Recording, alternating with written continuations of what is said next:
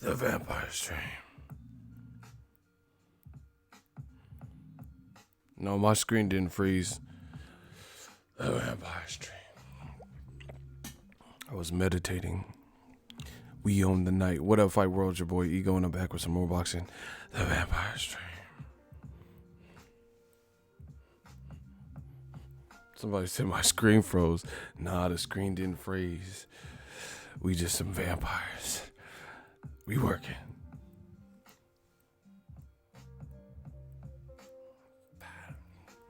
What up, Fight World? Your boy Ego, and I'm back with some more boxing. Let's jump right into it. Smash the like button. Hey, you a fool. DeAndre said Ego woke up from the dead like Tyson Fury. Yeah, that's a good one. That motherfucker. There's only one Tyson. Like, if you don't sit your ass down, why ain't Tyson Fury woke up singing and shit? That's how you know he had a cool little power nap. That motherfucker Tyson Fury, Wilder was like, Bob squat.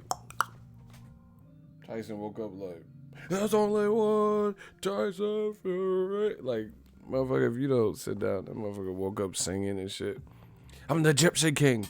I'll fight you in your backyard like I done Klitschko. Like, that dude's a real gypsy. That was some gypsy strength. I ain't never seen no shit like that. This dude, Fury, got that gypsy power. Because he was really out. This motherfucker, Fury, got baptized and then unbaptized real quick. I ain't never seen no shit like that. You should have heard it in the arena at the Staples. That shit was lit. The dude next to me was hella mad because he thought it was over. He had his pencil or his pen or pencil or whatever it was, and he was like he was hella mad.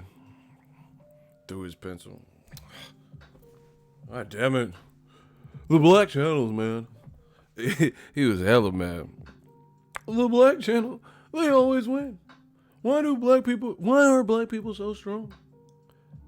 Do they come out of the womb doing push-ups? That dude, he was hella mad. Like, chill, bruh. There's a media dude. These media motherfuckers don't. There's only a select few that really know what they talk about. I hear them talking and breaking down fight. This shit is funny. That's why we do what we do. Ego's Army, we got this thing going on. Like, real talk, the people who fuck with the channel, like Ego's Army and shooters and channel member, I promise you, y'all know way more about boxing than these dudes. Like, y'all really be breaking down like rounds and what you seen. These dudes, they be getting credentials and stuff, and I'm like, what the fuck? Like, they be saying some crazy shit. Like, you know, it's crazy, bro. They just be doing like that with old media, like what old media say. A lot of them just run with it.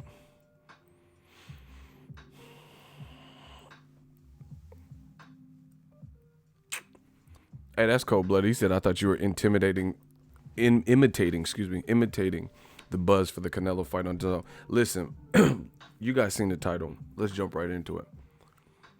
This fight, it don't feel like no Canelo fight week. Dazn, you gotta do something, baby.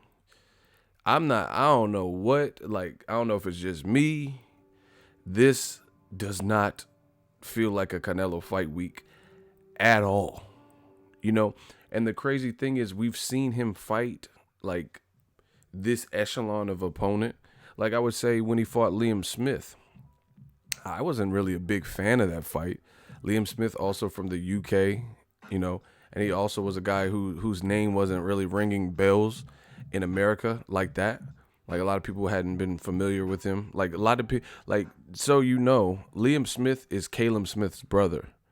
You know, when Andre Ward fought Paul Smith, when he came back out of that long that long layoff, he came back and fought someone named Paul Smith. I was at that fight, I covered that fight as media, and then he stopped him. That's Liam Smith's brother. Some people probably to this day didn't even know that.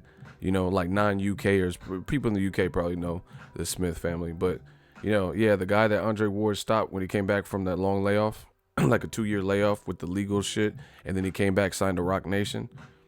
That's Liam Smith's brother. A lot of people didn't even know that, you know. Some maybe to this day.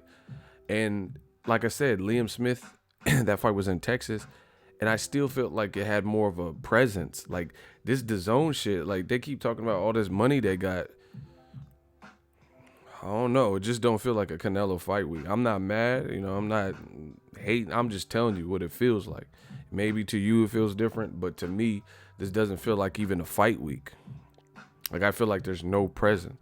I don't know. Wilder Fury zapped all the energy, you know, and people don't. I don't know. The other thing is like, just from like my homepage on YouTube and stuff. I don't really watch boxing videos like that anymore, but on my homepage, normally, you know, I see other media people at the fight, like, you know, and they're uploading their videos. I ain't really even seen that. So, you know, like basically when it's a fight week, like, you know, Wilder Fury, you'll see on your homepage, everybody's uploading the videos.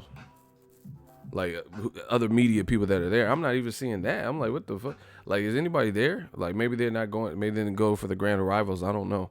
Maybe it picks up by the end of the week. But as of right now, this don't feel like it. See, this, oh my gosh, man.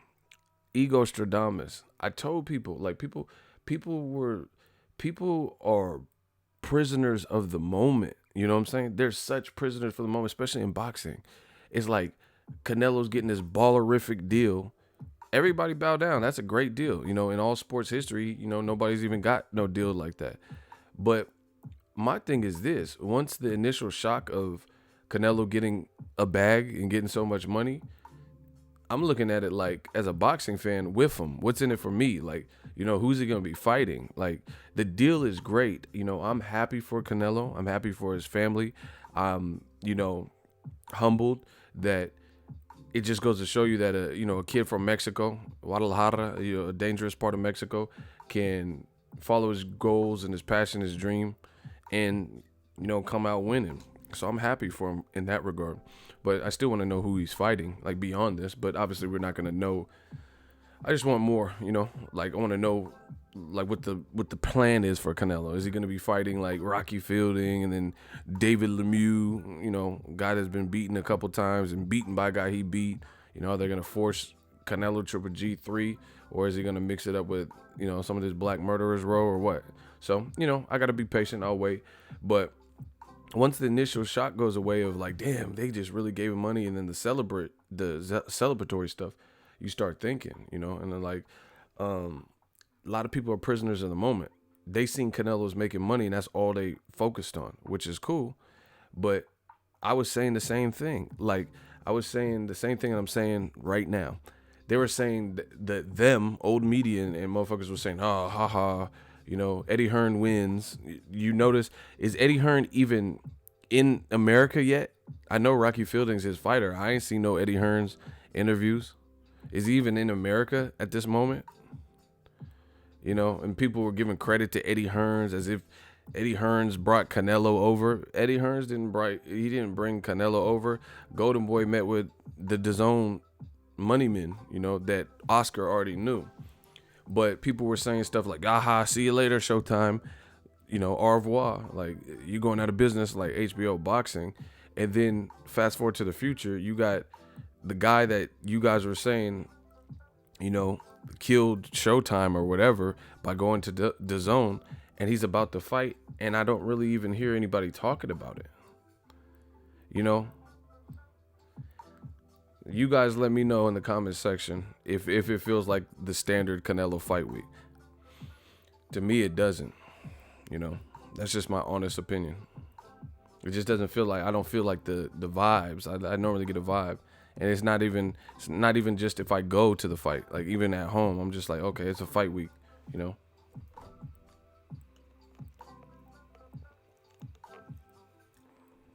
But we'll see. Like, you know, we'll see what later towards the week. Maybe the weigh-in, you know? And I'm telling you, I think it's a combination thing. I don't think everyone has DAZN. I think DAZN's like newer, so their social media presence and stuff isn't what HBO Boxing's or Showtime's or whatever it is at the moment. And also the opponent selection. You know, I don't think people are tripping because it's Rocky Fielding. I think if Canelo was fighting, You know, like somebody that we wanted to see him fight, then it would be bigger. Daryl Zapata said, I actually forgot until your last stream. I'm a Canelo fan too. Just pissed at Dazn. Yeah, I don't know. I don't think Dazn has done a great job promoting this fight because I just haven't seen much, you know? And then, like I said, I start watching The Journey and I didn't even finish that. That's rare. You know, I love the way it's shot, high quality stuff, but you know, I'm a video editor and creative myself, and that narration just was not it for me. Like the voice didn't really match the documentary style, you know. So I'll try to give it another shot. Maybe it was just where I was at, but his voice sound too light, you know, for a documentary. Like I don't know. Like I'm watching on Netflix. Just so you guys know, this is like everything I'm saying is, you know, from the heart. But look, I'm on Netflix watching Drug Lords. Listen to the announcer, the narrator. A lot of shots were being fired.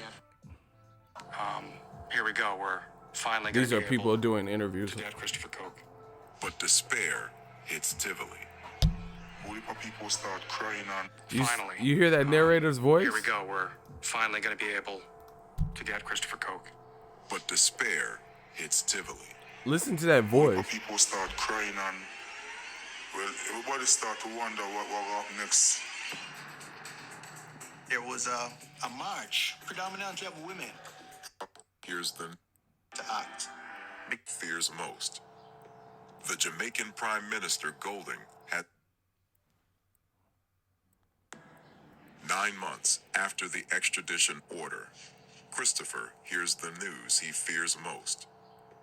The Jamaican Prime Minister Golding has buckled under pressure and approved his extradition. I thought, finally, here we go. We're finally going to be able to get Christopher Coke. But despair hits Tivoli. People. That narrator's voice, he got that dope ass voice. But despair hits Tivoli. Like that shit's dope. It's a good series. Anyway, check it out. It's called Drug Lords. All right, and this is the Dazn, whoever they got for the Dazn. I promise you, I'm just being, like I always am, transparent. This is the Dazn. Deep pride in its athletes, embracing their Spartan resilience and fighting spirit. Liverpool is the best city for you to do well. The streets is the. You can actually download Boxing? We know. These are nice. Exclusivamente. Sports history. What's the? Pero en el changed the game. And a worldwide brand at the age of 28. What do you do next? How do you raise the stakes?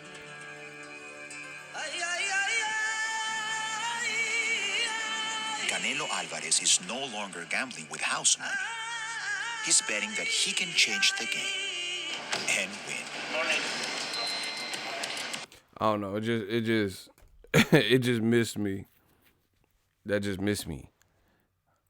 You know, his voice just sounds too light for like a narration of a, like when they had Bruce Almighty, they had Morgan Freeman playing God and shit, or like the Shawshank Redemption, Morgan Freeman there. You know, I care about stuff like that. I don't know about some of y'all. Some of y'all probably just care about the scenes and shit, but it makes me not want to. And then when Rocky Fielding was talking, they put his shit in subtitles. Like he was talking in subtitles because I guess his British accent, and they're like, yeah, these motherfuckers won't be able to understand this shit. It inspires a few kids The challenger. to be a world champion, and yeah, that's okay.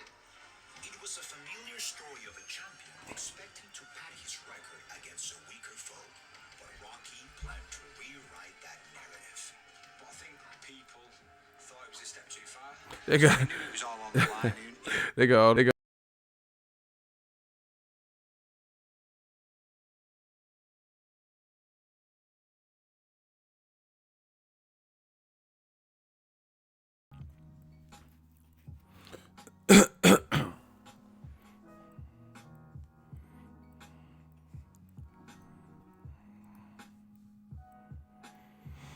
Can y'all hear me? Hello? Ayo. I don't know what happened. YouTube been tripping lately.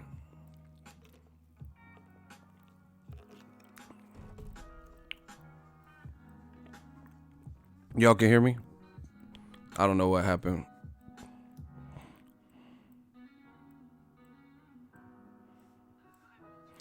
And MD said, he said maybe the voice is impactful for Mexicans. So only Mexicans are supposed to watch the documentary? Like what? I don't get what you're saying. If you this is they're marketing Dazn to Americans for $9.99, and you talking about, yeah, maybe that voice is impactful for. If you're doing a documentary, I would assume you probably want it to be universal, you know.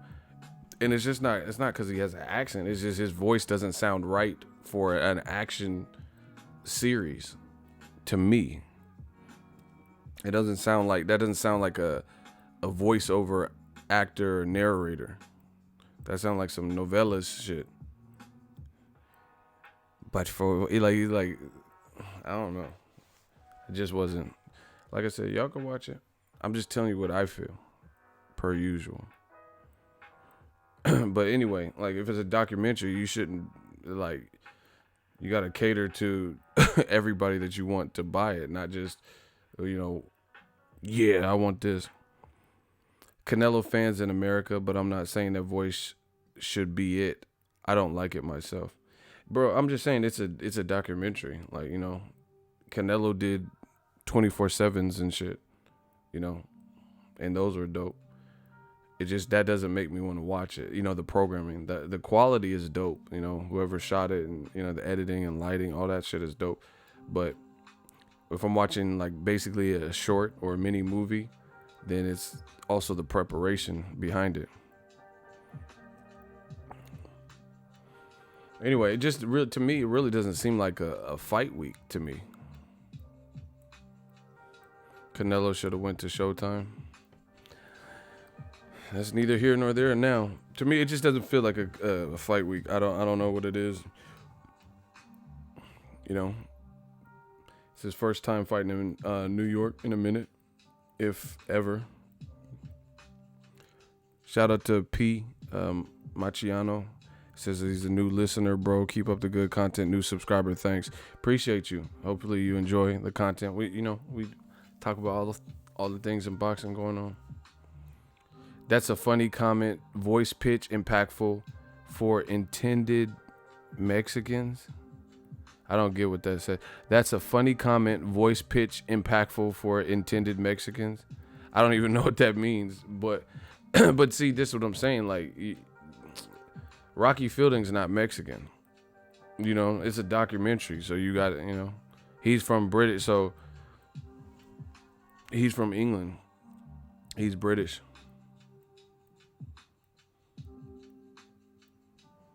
So anyway, as a documentary, it just wasn't, it didn't feel like HBO. See, that's one thing that I will miss about HBO is their production value, always on point. The cinematography, whoever was DPing, the sound, the soundtrack, you know, the quality, they always had that. Graphics, on-screen graphic, that shit was always on point, always on cue, you know, because they've been in the game 45 years or whatnot in boxing. So from that aspect, I do miss that about HBO. But Showtime's been stepping their shit up. I thought the Tyson Fury, Deontay Wilder, All Access, and the epilogue, I thought that was dope. See, that's what I'm saying. Shout out to Fluffy Boy. He says, even Ryan Garcia's on the undercard.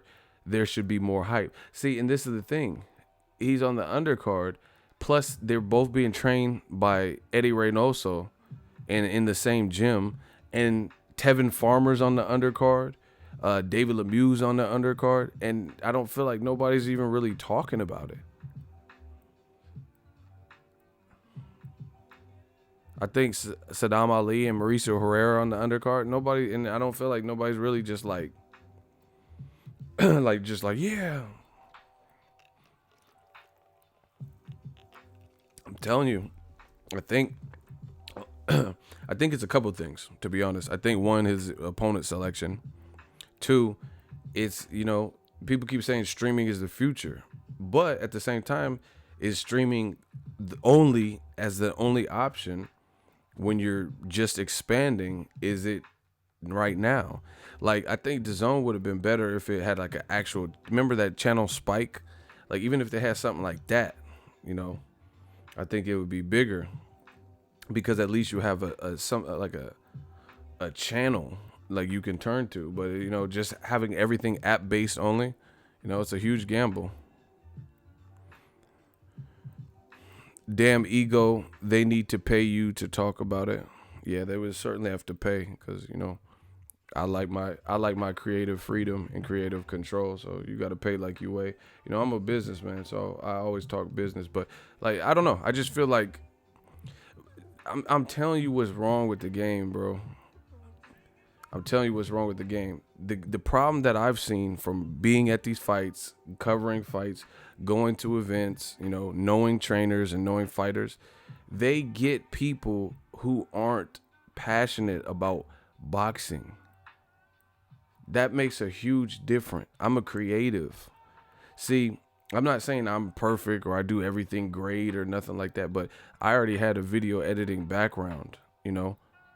And on top of that, I was a fan before anything of boxing. So, you know, everything you get, like when I talk to a fighter, that's organic, because I'm one of y'all. Like, that's why I'm the people's champ. You know, I'm a fight fan. You know, there's a lot of people in the media who are like groupies. They get around these fighters and act like straight groupies. Ask any fighter you know in this industry if I got around them and started acting like a groupie. Like begging them and, like, you know, trying to act like we boys and we really ain't boys. You know, I don't do that. Like I told you, AB and Tank were like joking and laughing. They went into the bathroom together. You know, they both had to piss or whatever, you know. And there's people holding their cameras and shit and follow them in the bathroom. I'm not doing all that. I don't have to do all that. We get paid over here. You know what I'm saying? I don't have to follow AB. Man, you know, about to bust another bowel movement. And, like, I'm not following AB into no fucking bathroom. Y'all can save that, you know. Y'all, I don't have to do all that, you know. And I'm good with that. You know, people like, people want me to cover more and more fights, and, you know, I could do that. But, you know, sometimes I just want to chill and watch the fight from my house and not, you know. You gotta, to answer a question, you know, they give ESPN the mic first, and, you know, stuff like that. You gotta wait, and, you know, sometimes I just want to, you know, cover. I'm not following Broner into no bathroom and Tank. That's doing too much. I don't have to ask you anything that bad. And I know Tank. But I don't know. The bottom line is they hire a whole bunch of people for different companies, and the people aren't like diehard boxing fans. When your interest is what you're doing, you're always going to get, you know, a better end result. That's how I always look at it. You know what I'm saying? Like, when I did music, I respect hip hop. I respect the art, you know. Like, I feel like my role models were all dope MCs, lyricists, you know, some were storytellers, but I respect the craft. So, you know, I feel like I tried to, you know, create something that people could, like, fuck with, like punchlines, you know, just different shit. We did different shit when I was in the group. So I think your end result's always going to be better when you're passionate about what you're doing. You know, like, they be getting like people who, you know, out of college, I'm a sports major, but they don't know shit about boxing. They have to learn who the fighters are. You know, like, if I started working for somebody, I don't have to learn about the fighters. You know, I already know who every fighter is on not every, but you guys get what I'm saying. Like, here's an example. Have you noticed the best commentators that have the best insight are fighters?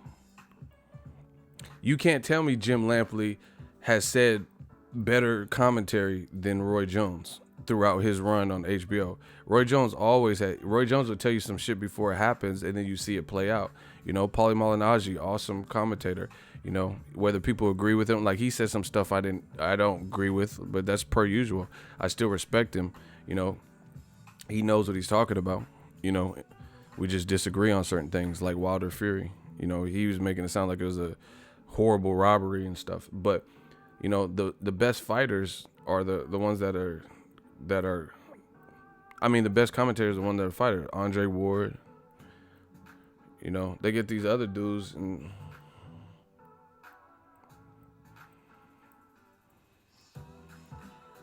Mark Kriegel from ESPN is the worst. He was trying, got correct Tim Bradley on Saturday.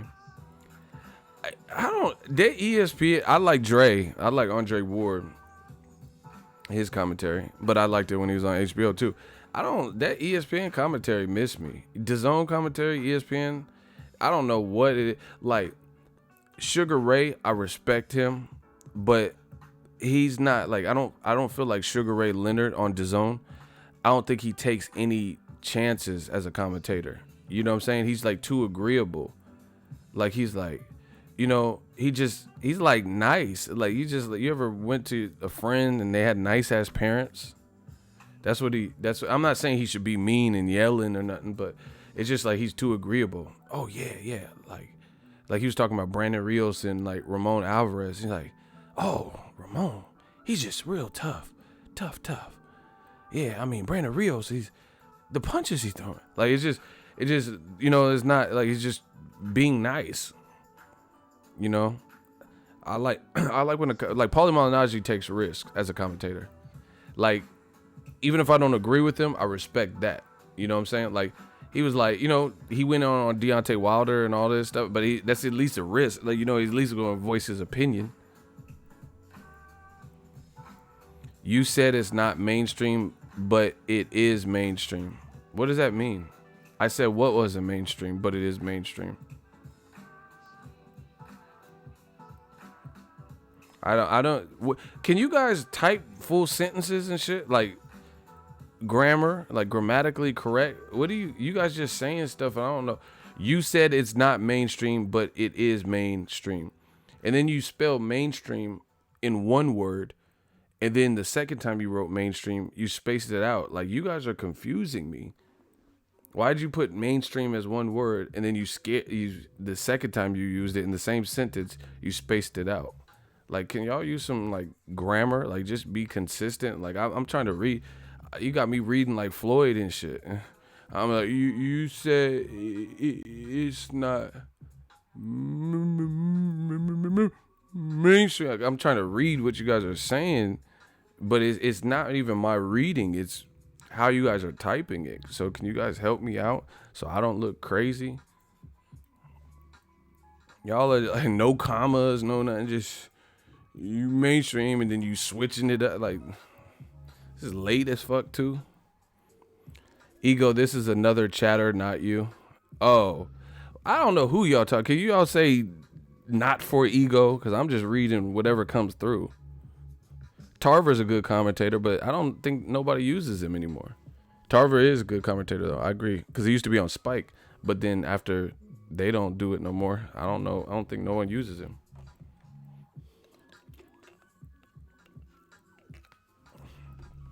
I love Tim Bradley as a fighter. Tim Bradley, the commentator, not my cup of tea. Like, he I don't know. I don't know. Like, he just what he's saying. He's like, he's trying to. I don't know if they prep guys or what. I don't know. That's why I like YouTube, man, because I could say what I want. Yeah, Joe Tessitore, he was saying some crazy shit too. But Tim Bradley is like, you know, ESPN just seems like HBO 2.0 with the commentary.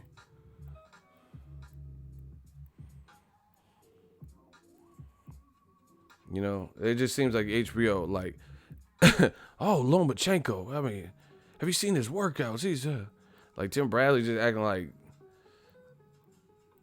like Lomachenko was just looking superb, you know. And then like, here's an example. Like, I don't know so much about the Jose Pedraza fight, but the Lomachenko Rigondeaux fight was horrible. You know, horrible. Like, Lomachenko was missing in there, you know, in some of them early rounds.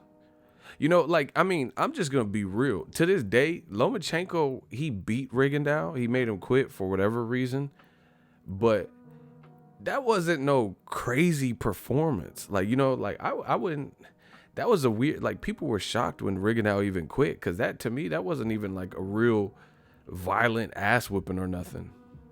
You know, I think Lomachenko started coming on and stuff, but that really wasn't even... That wasn't even that bad. Like, you know what I'm saying? Like, it wasn't like, to me, it wasn't even like nothing crazy. Like, I'm trying to think of, like when Brandon Rios fought Raymond Alvarez. Okay, he started tagging Raymond Alvarez. You know, that started getting loud. I'm like, damn, he's getting hit with some shit. Lomachenko wasn't really even like demolishing Rigondeaux like that. That's why I was surprised when Rigondeaux quit, you know, to be honest. But people act like that was just some crazy ass Lomachenko performance. Shout out to Maya, gang, we the gang. But anyway, during the Rigondeaux shit, even see like this, this is the thing. When the commentary, it's like they have, you know how you have autocorrect, predictive text? That's how they do the commentary. It's like predictive commentary. You know, they're saying stuff that is not even, we're not witnessing at the moment that they're even saying it. Do you get what I'm saying? Like, it's like, you know, where you're trying to, like, and that's the thing is, like, autocorrect, a lot of times it gets it wrong. Like, you be like, I was trying to text a girl, and then I meant to say never mind, and then autocorrect comes up with some stupid-ass word that I wasn't trying to say. I was trying to say, like, man, never mind. And it was like, man, Neanderthal. Like, you know, I wasn't trying to say no fucking Neanderthal. Why would I ever need to say the word Neanderthal? You know, and it changes your word. That's how the commentary is, you know, with when the commentary is real biased. Like round one, they made it sound like Lomachenko was just doing something crazy. Like it wasn't even really nothing crazy happening. But they're, oh man, Lomachenko, Rigondeaux, you got to be careful. You got to be careful. Like, it was this predictive commentary. Nothing's even really happening crazy. You know what I'm saying? You're the best at this, in my opinion. Ego, appreciate you. Thank you. Nah, I don't smoke. I don't do drugs. I drink casually, you know, but I ain't even drank in a minute. Listen, I hustle. That's what I do. I get high off success and achieving goals and milestones. And fucking yo, bitch. No, I'm just playing. Kind of. But anyway, that ESPN commentary was horrible because, like I said, before things would even develop, they made it sound like Lomachenko was like destroying Rigondeaux. Even though in the end, I guess if you want to say he destroyed him, whatever, he made him quit in the end. But they're saying it before nothing's even really happening. That's the thing, you know, that's the thing that's crazy. You know, the Pedraza fight, see, that's what I'm saying. I like commentators that take risks. Tim Bradley said something on the Lomachenko-Pedraza fight. He said something like, hey, so-and-so, do you think Lomachenko looks spectacular? You know, like, why don't you just say if you think it's your voice too? That, you know what I'm saying? Like, people act like scared. That's what I'm saying. I don't know if these networks, I don't know if networks tell you, hey, don't, you better not say nothing bad about Lomachenko. You know, I don't know. But, you know, he's asking open-ended questions like you know, like you're talking to a customer at a job or something. Hey, how's the weather outside?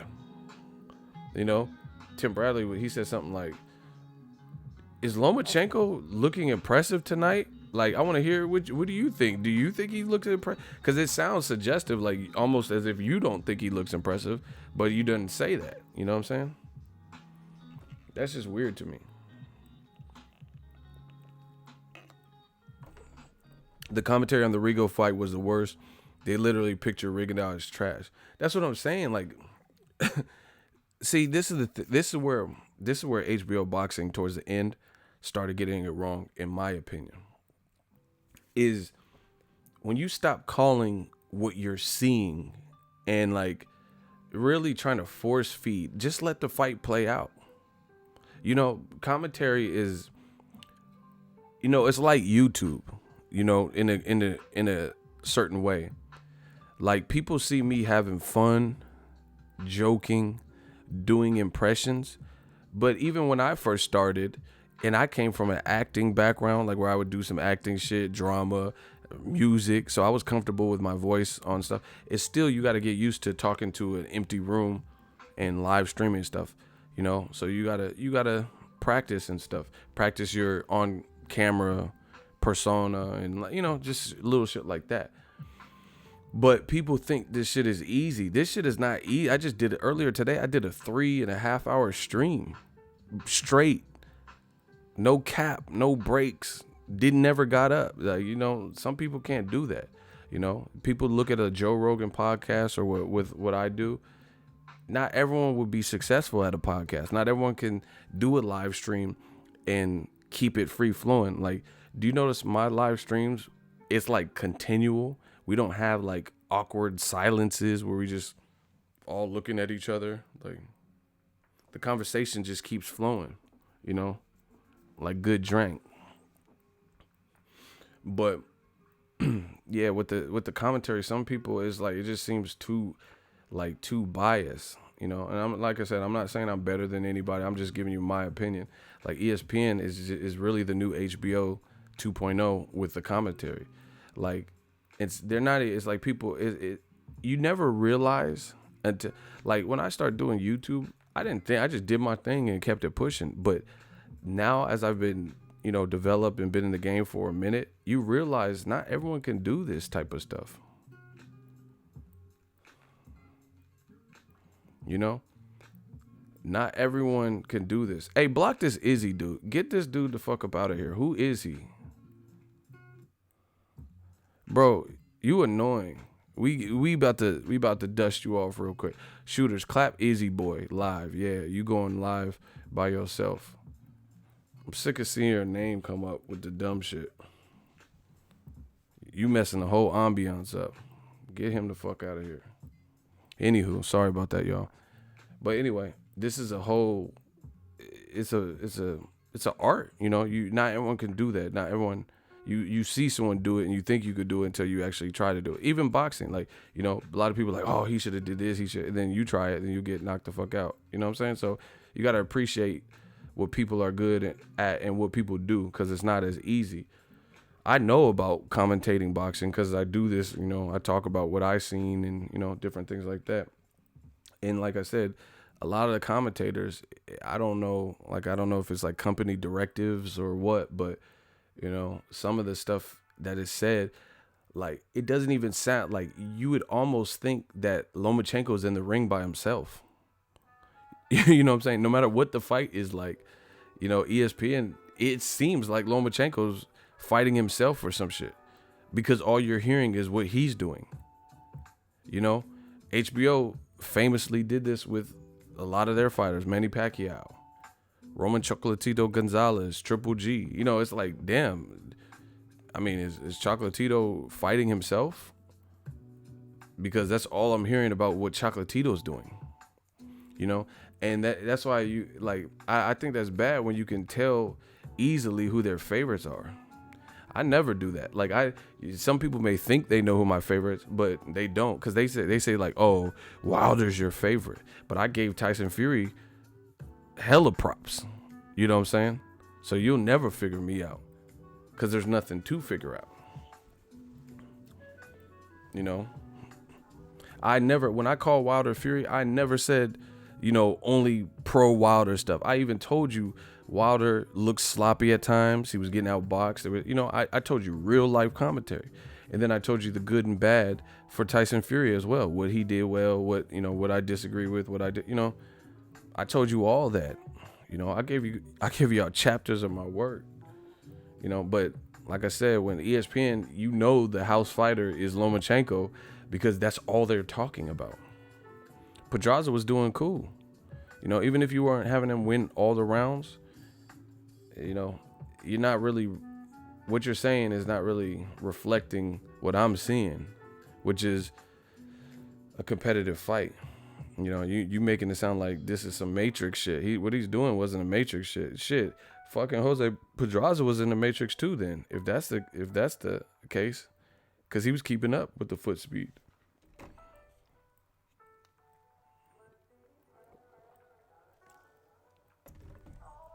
You know, So I just feel like, from commentary's perspective, you don't have to. You don't have to. I just feel like be truthful. That's basically what it is. See, that's what I'm saying. Perfect example. My dude Def Mech said Loma looked pissed. He looked so pissed after the fight. He looked beat the fuck. That's what I'm saying. So peep what I'm saying. I agree with what they just said. He looked pissed after the fight. His face looked like hamburger helper. He just. So when you're trying so hard, it's almost like a cover up. You get what I'm saying? I don't think that's necessary. Lomachenko's he's a good fighter. Even if he lost again, that don't mean he's horrible. You know what I'm saying? But when you try to force feed, and it doesn't really do the person any justice to me. So you might as well just keep it real from the beginning. Like when they said Triple G and Roman Chocolatito Gonzalez on ESPN, they did that list and they said these are the best two in the last 25 years. You just shot your own credibility because you just said these are the best two in the last 25 years, and then you put them above Winky Wright and Miguel Cotto and legends, and then Chocolatito gets knocked the fuck out. So how is Chocolatito better than Miguel Cotto? And Miguel Cotto moved up 4 or 5 weight classes, and didn't get knocked the fuck out, when he beat Sergio Martinez. Chocolatito move up 3 pounds and get stretched, It's not a good look. You said Golovkin was the best in the 25 years, and Canelo made simple adjustments and beat him as the smaller guy, You know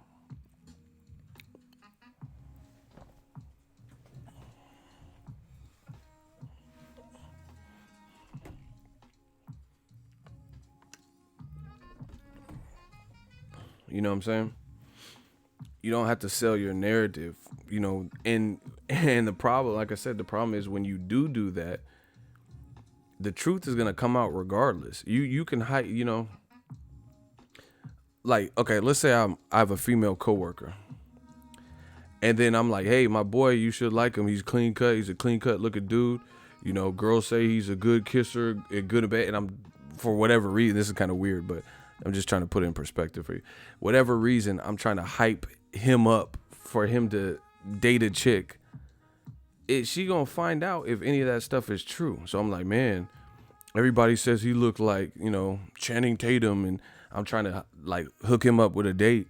And I'm like, man, I don't know. Every girl said he's good in bed, and I mean I know it sounds weird for a dude to be. I'm just giving y'all an example. And for whatever reason, I'm trying to be the wingman, and I'm trying to like facilitate for him to go on a date, and I'm hyping him up. And I said he looked like Channing Tatum and all this shit, and everyone said he looked like Channing Tatum and he's in shape, and you do all this stuff, and then she actually dates him, and then she's gonna see the reality, and she's gonna see that he don't look like Channing Tatum. He look like Sinead O'Connor, and she's gonna be like, what the fuck? You said Channing Tatum.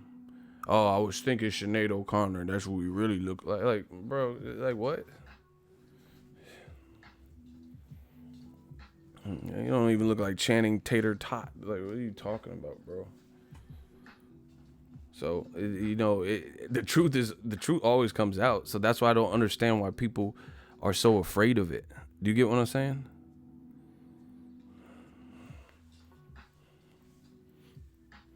Yeah, man, my boy, he's a lady, man. He look like Will Smith. And then she see him, he look like Will I Am from Black Eyed Peas. Like, get the fuck out of here. You said Will Smith.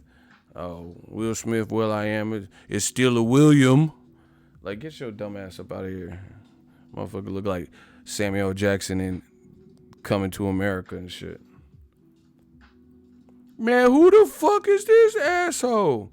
Freeze, you diseased rhinoceros pizzle. Like, get this, man. You said Will Smith. This motherfucker look like homeless Samuel L. from Coming to America with the shoddy and McDowell's. Get him the fuck up out of here, bruh. See, that's why it doesn't make sense. These dudes, but whatever. People do whatever they want. I'm going to do what I want. This motherfucker look like Samuel L., the negotiator. Get the fuck out of here. Hell no.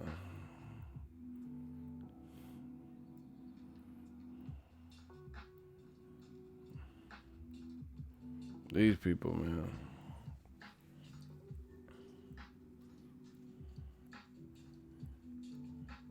Like, yeah, man, my boy, he look like Trey Songz. That motherfucker look like Trey Wrongs. He don't look like no Trigger. He look like fucking starter pistol, water pistol, super soaker. He ain't no Trigger. What you talking about?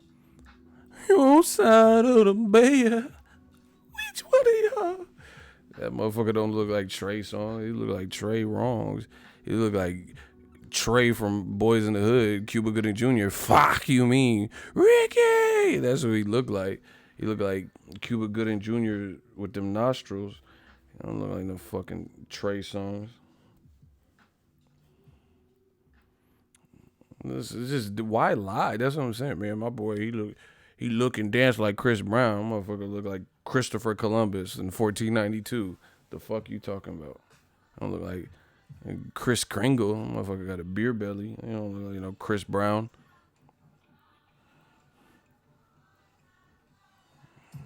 There's no point to lie. You know what I'm saying? I'll be hot. If somebody try to hook me up with a blind date, like, yeah, I got this girl for you. I'm going to date her friend. She look like Rihanna, and then I see her and she don't look like Rihanna. She look like Piranha. Then I'm going to drown her. Never mind. Let me stop for they got all this Me Too shit and all this going on. But if you say she look like Rihanna and she look like Piranha, I'm going to be hot, bro. Don't lie to me. That's how I feel. Don't lie to me. Don't lie to me. It's not necessary.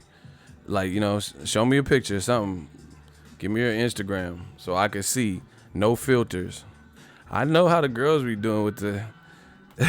they be taking 80 pictures and shit. Like, damn, nah. Triple chin. They be trying to get the right angle and shit. Like, what are you doing? It be fucking aerial view. They look like a floating head and shit. Where your body at, though? Like, you know what I'm saying? Like, don't be taking... They be lying in bed, titties pushed under the... trying to distract me and shit. Don't be lying in bed with the breasts under your chin, trying to take the picture hella close and IMAX 3D and all this shit with filters. Nah, bro. Take a regular shot. Don't be taking these glamour shots and all this extra shit. Yeah, they be doing them DreamWorks Pixar ass angles and shit, trying to fool you. Nah, you don't have to do that. They be using apps and shit. These apps could do everything. Remove wrinkles, fill in missing teeth and shit. Nah, bro. Take the regular one. You know what I'm saying? They got mustache removal tools and shit. Nah, if you got that wolf pussy, you got that Hitler, don't be trying to erase it with an app. You need to get waxed. You look like Teen Wolf. Michael J. Fox eating beer cans sideways. Remember Teen Wolf when he opened that beer can? Y'all young motherfuckers wouldn't know that. Open the hell nah, bro.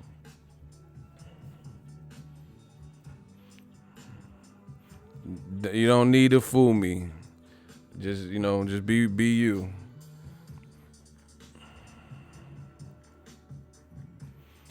Chicks be mastering them angles. Yeah, they be on roller coasters and shit and taking the picture then. Like, nah. Or, hey, bro, I had a Uber driver catfish me. Don't ever do that to me again, man. I was in Vegas, and then I was trying to get picked up. I was trying to get back to my hotel from the media center or whatever, and it was a chick. Like, it was a chick on the. It was like Samantha's coming to pick you up. I was like, I got in my Mac Daddy Denzel mode. I was like, yeah, okay, yeah, I got Samantha. She coming, right? Yeah, I can see her, but could she see me? Huh? Like, I was like, all right, cool. I don't know if she used a picture from prom or like homecoming, but you gotta watch it because chicks be using. It could be really them, but they don't look like that anymore, and they'll use a picture of them, like a legit one from them, but it was in like '97 or some shit. When Tupac died in '96 or something. And they look totally different. Like, no, don't. They done had 18 kids and shit. No, bro.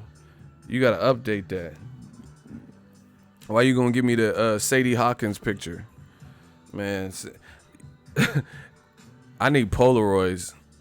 Send me a Polaroid with the time on it. I need that timestamp to see when this was even taken. These bitches be... yeah, these bitches be like... sitting at pictures when they was in shape and, you know, doing pageants and shit. You ain't doing pageants no more looking like that, bro. I know you ain't doing what pageant. You doing haunted houses now. You're not doing pageants no more. I'm just saying. I love you. You know, we could be friends, but you're not doing pageants no more. You doing haunted house appearances looking like that. Fuck you, me. No, you know, no reason. She was in the fucking Ice Cube Today Was a Good Day video, and you gonna post a picture from that good day today? Like, nah, bro, don't. Nah, what you doing? Back when you was in LA kicking it with Ice Cube when it was a good day? Nah, you gotta send me something from last week. These girls be... I don't like that shit. I don't like, you know what I'm saying?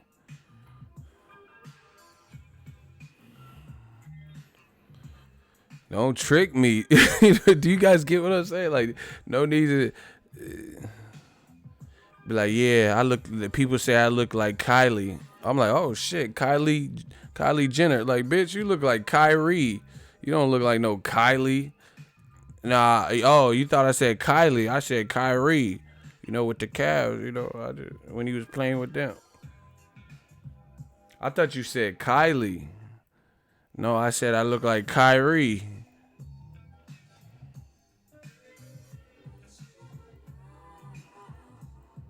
You said Kylie. I heard you. Kyrie. Motherfucker, I be hooping. Oh, my gosh. This motherfucker here. I don't like all them games and shit, man. I look like Kylie. You look like KD with no shirt on, bro. You better stop. Pumpkinhead. Remember that old horror movie, Pumpkinhead? That's what you look.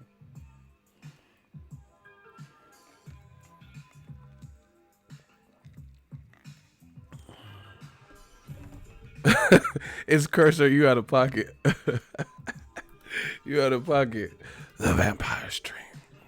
Yeah, some of these bitches be looking like they in the Vampire Stream too.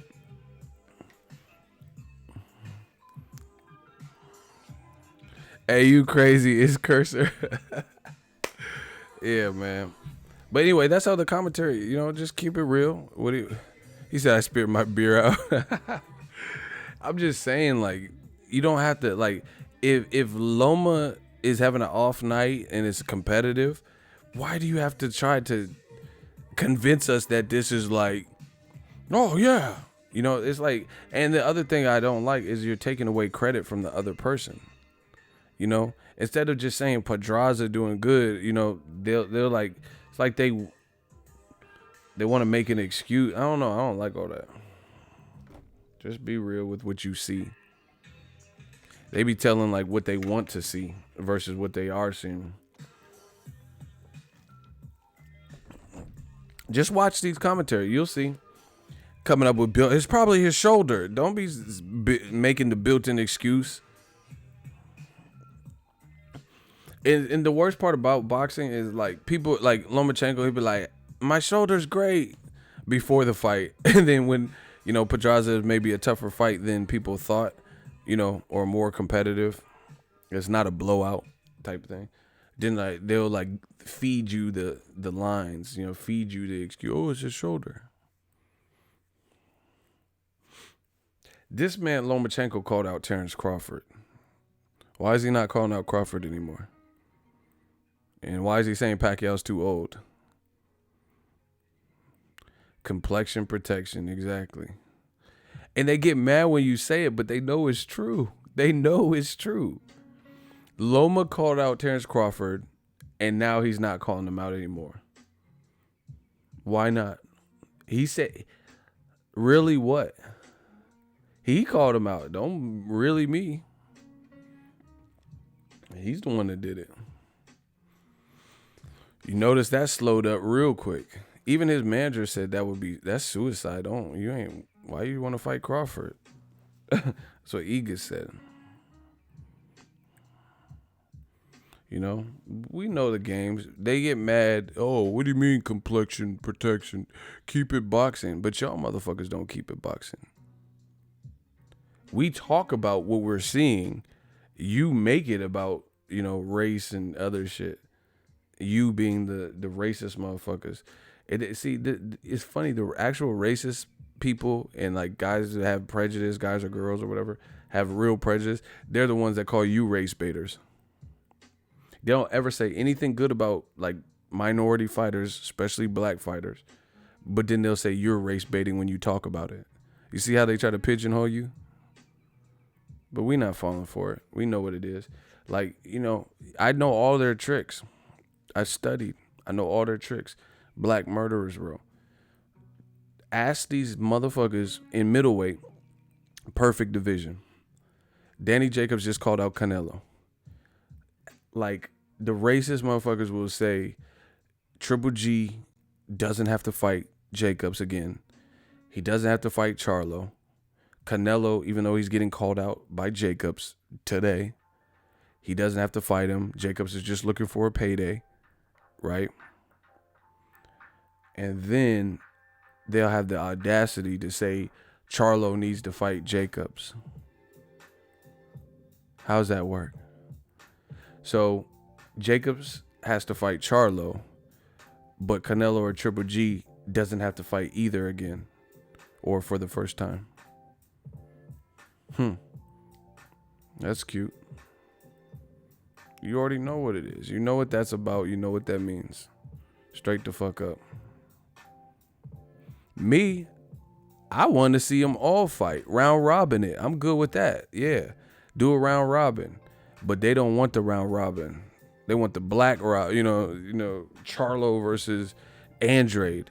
Charlo versus Jacobs. That's what they want. I'm good. If you take all those 5 people and do a little tournament, boom. Great. Sign me up. And see, that's the thing. A lot of these fans is scary. They talk all this rah-rah shit, but they don't want to see their favorite fighter fight a person. I just want to see the best guys fight each other. Amen. In whatever order. That's what I'm saying. That's all we want. But see, my thing is, in addition, I want to add on this. I want consistency. I need consistency. That's what I'm about. I want equality. So if you heard Lomachenko, he's having his fights look tougher at lightweight, and you just heard him say that he could beat Pacquiao easy, and he doesn't want to have to build his name off of Pacquiao's back, off the back of Pacquiao's name, because he's too old. So if you see somebody else use an excuse similar to that, then accept it. If you accept it when Lomachenko is saying that, then accept it. But usually you see the opposite. Like, let's say, to be black in America, you really have to do 2 to 5 times more just to get less credit, if not the same amount of credit. Maybe the same amount, but probably less. For example, Terrence Crawford was hunting Pacquiao down. He made it very clear, him and Bomac, that Crawford was down to fight Pacquiao. Never got the fight. They gave it to Jeff Horn, a guy that nobody wanted to see Pacquiao even fight. Lomachenko can openly say, I'm not fighting him. He's too old. Why should I have to fight him? I have my own journey. And that's good. But Crawford, they'll condemn him and say, oh, look at his resume. Who's he beat? He was trying to beat Pacquiao or see if he can do it. And guess what? They never answered the call. Michael Conk said every excuse in the book. He said that we don't like Crawford's style, is runner, boring. Freddie Roach said, I need some tune-ups for Crawford. Freddie Roach also said that Errol Spence can't carry Errol Spence, after he knocked out Chris Algieri, I have the video. This is before he was even a champion, before Errol Spence was even a champion, right? Errol Spence, he made a comment. He says, "I'll fight Pacquiao." He's like, Pacquiao, he's a good fighter, but he lacks fundamentals, right? That's what he said. And then somebody asked Freddie Roach at that time about it, like, "Hey, Errol Spence says Pacquiao lacks fundamentals. What are your thoughts?" Freddie Roach appeared to get mad or whatever, and he says Errol Spence can't carry Pacquiao's bags. But then you never fought him to see if Errol Spence can carry his bags. Keith Thurman called out Pacquiao hella times. Never happened. And that's good. But Lomachenko tells you he's not fighting him because he doesn't have to, because he's old. Okay. We just have to accept that. It's crazy.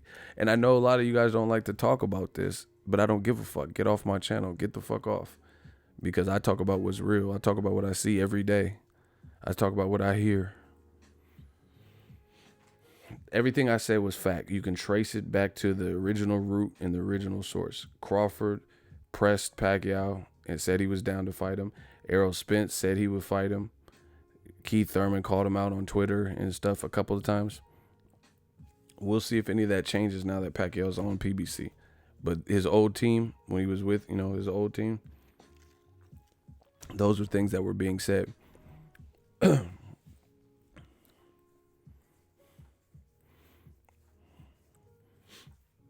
then, like I said, Lomachenko can just tell you, why should I fight Pacquiao?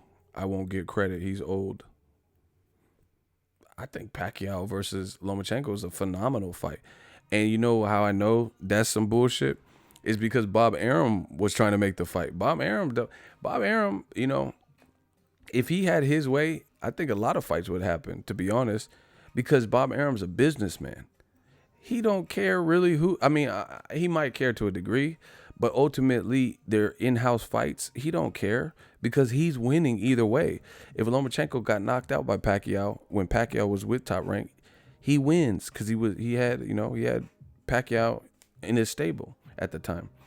If Lomachenko beat Pacquiao, damn, you just dethroned the legend. Now your star power grows. So he didn't care if Terrence Crawford fought Pacquiao, and he insisted, he wanted to fight. There's interviews with him saying it's Pacquiao and his team that didn't want the fight, which is why it didn't happen. Yeah, I did shout out Max Holloway. It was on Twitter. Y'all got to follow me on Twitter. But that dude's a beast. What, he got 8 wins in a row? He looked good versus Ortega. He had Ortega's face looking fucked up. But shout out to Hawaii. Shout out to Max Holloway. Actually, I give credit. I was thinking when I was watching the Ortega fight, I give credit to Conor McGregor, too, because Conor McGregor earlier in his career beat Max Holloway. So that actually made that win, more impressive to me. But anyway, current shit. Shout out to Max Holloway. Oh, it's 13 wins in a row. My bad.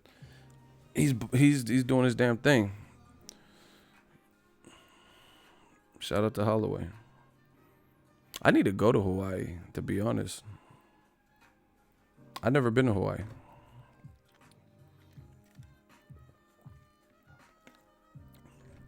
But anyway, these are just some of the issues in boxing, some of the things. It's funny how cavalier, though, people could say stuff. Like Lomachenko, why should I fight Pacquiao? He's old. And then people just accept it. Okay, cool. Let a black fighter, honestly, I know people get mad. Oh, you said black. Tell me you wouldn't be mad. Tell me you wouldn't be mad or not even you, but tell me if you think the boxing world would be mad if a black fight, okay, what if PBC, okay, here's an example. Okay. Pacquiao just went to PBC.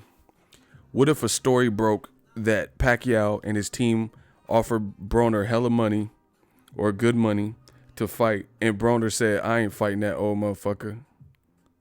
Ah, man, AB ain't boo boy. What if Broner said that? What do you think the consensus would be? Let's listen. We're playing the truth game again. I like to play this on the channel. So if Pacquiao moved to PBC and Al Heyman as an advisor, like he did, and then a story broke with Ring TV or something that Pacquiao's team and Al Heyman tried to give Broner the Pacquiao fight now that Pacquiao was on the roster, and Broner's like, all he said was, I ain't fighting that motherfucker. He old. Why? I don't want to. I got my own journey. Why should I fight Pacquiao? Let's play the truth game. What would people say about Broner? And you guys are up. What would people say about Broner? Be real. Everybody understand the scenario? They would call it a duck. They would say he's scared.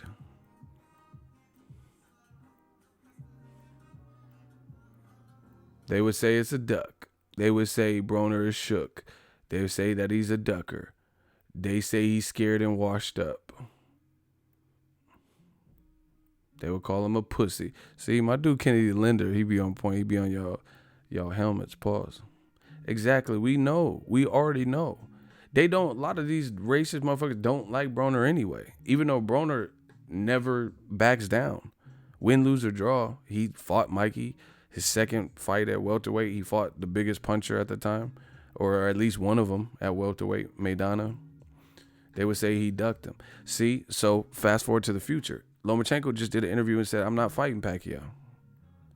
Broner came from them 30s and 35s too. You know, Pacquiao, Broner came he was fighting Eloy Perez and all them. He was fighting that Jason, what's his name? I'm drawing a blank. Damn, I'm tripping. But anyway, Brian, what's the Brian dude he fought? I can't think of dude's name right now. Brian with the L. Fuck. Litzow. Jason Litzow. My bad.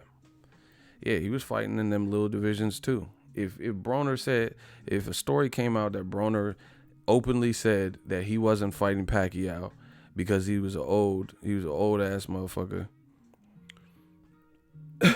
you know what they would say about him. But Loma says it. We're just supposed to accept it. You see? That's what I'm saying. We just got to address the double standards. We just want equality. That's it. You know? People are like, oh, yeah, he's right. Loma's right. Why fight old Pacquiao? What? Knowing damn well if Broner said that, they would not accept that.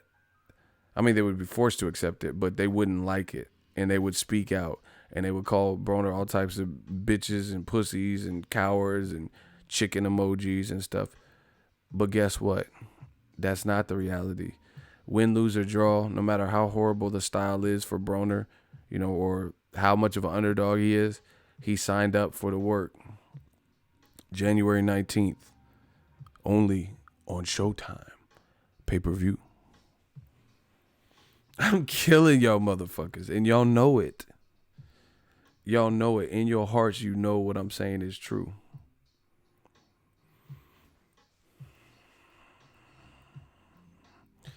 You know, Danny Garcia, Kell Brook, I don't know. Kell Brook didn't look that great versus a stripper. So, I don't know. I really don't know how he'll look at 47, to be honest. I don't know if he can make it. He just fought at 150 and didn't look good.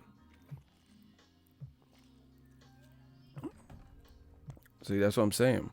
Go to my video where Lomachenko said that, and I talked about it, and they're like, he's right. But if Broner openly said Pacquiao's too old, they'll say excuses.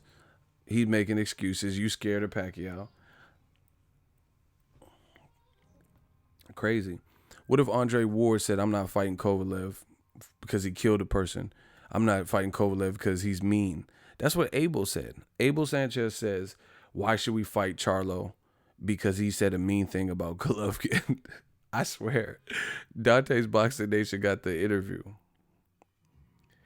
He really said that. Abel said that. Why should we fight him? I'll make Charlo wait forever or something like that. What? What if Andre Ward said, I ain't fighting Kovalev because he's a big old meanie? What if Dre said that? Like, honestly, he's a poopy head. I'm SOG and he's being a big meanie. He's being mean to me. You know, fucking stepbrothers. He said a mean thing first. Like, what would y'all say? Y'all know these double standards are there. Stop playing with me. He said Triple G, why should he fight Charlo? He called him three little G's or something, and he's being mean. I'm gonna make him wait. Now I'll make him wait forever. Okay. Imagine if Dre said that. I'm not fighting Kovalev's meanie. You know, you already know what happened. What if Wilder said, I'm not fighting Tyson Fury because he's being mean to me, and then we never got the first fight? You know, Wilder just like, he picking on me. He cyberbullied me. Tyson Fury mean. He said a mean thing first. Come on, bro.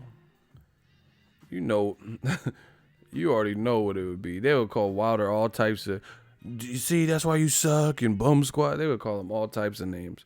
And you'll know it.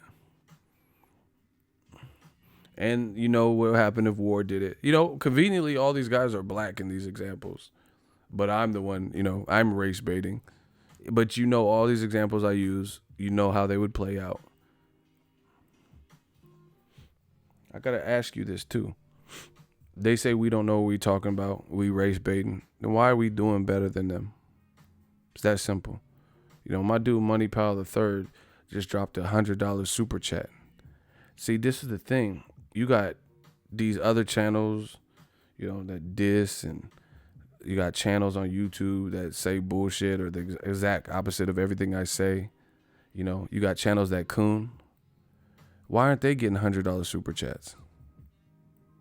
I make more in super chats, you know, just to be real. I make more money in super chats than them channels make a paycheck in a month, to be real. Just my super chats. Why aren't they getting it? I'm telling you, that cooning shit, it don't work.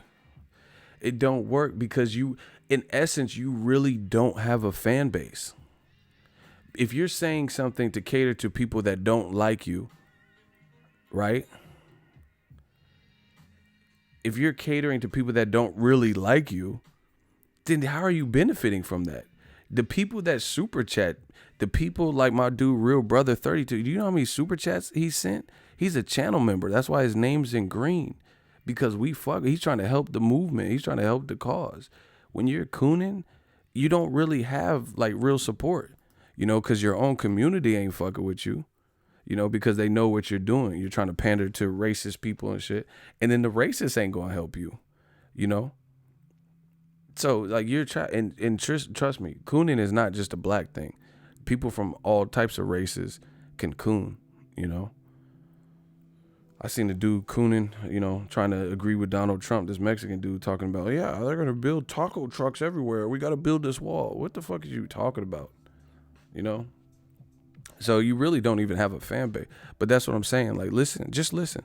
That's why, you know, all the people that talk and you know, mention me, what we doing, building 18 accounts, coming back.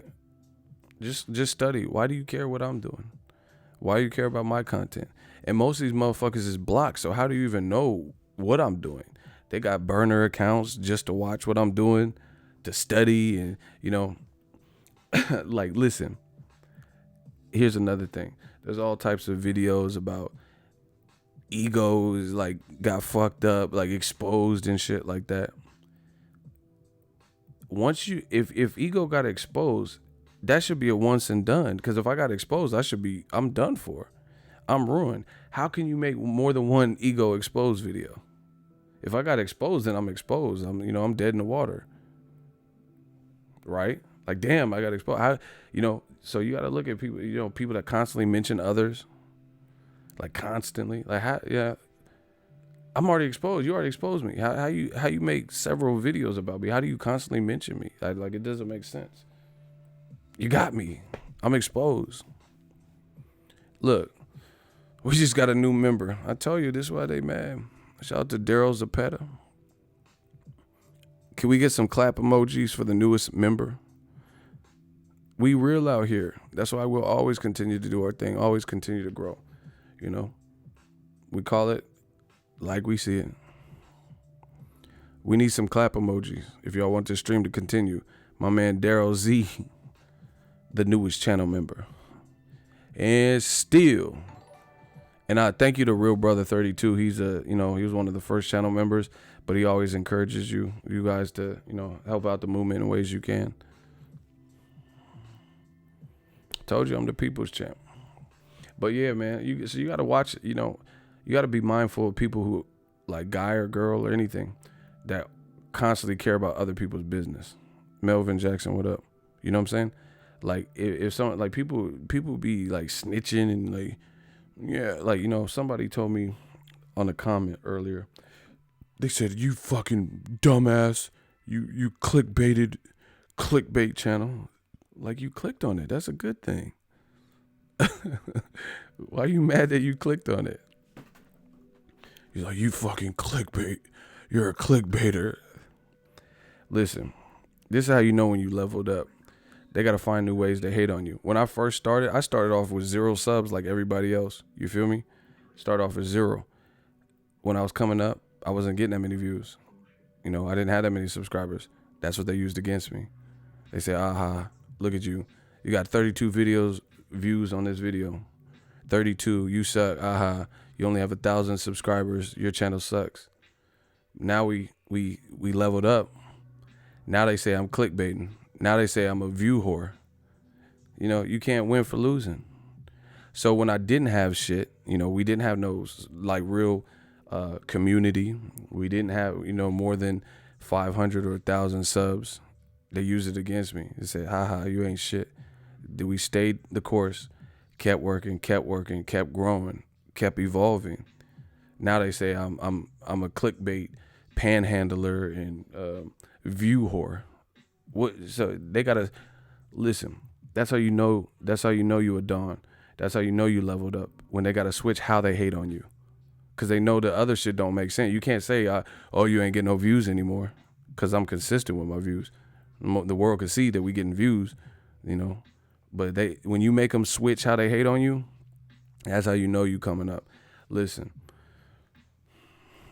don't let nobody stand in your way, no matter what you do. Whatever your passion is, just ride that motherfucker out. If you got a vision, be ready for everything. Like, as I've gotten older, I learned to embrace the failure in it.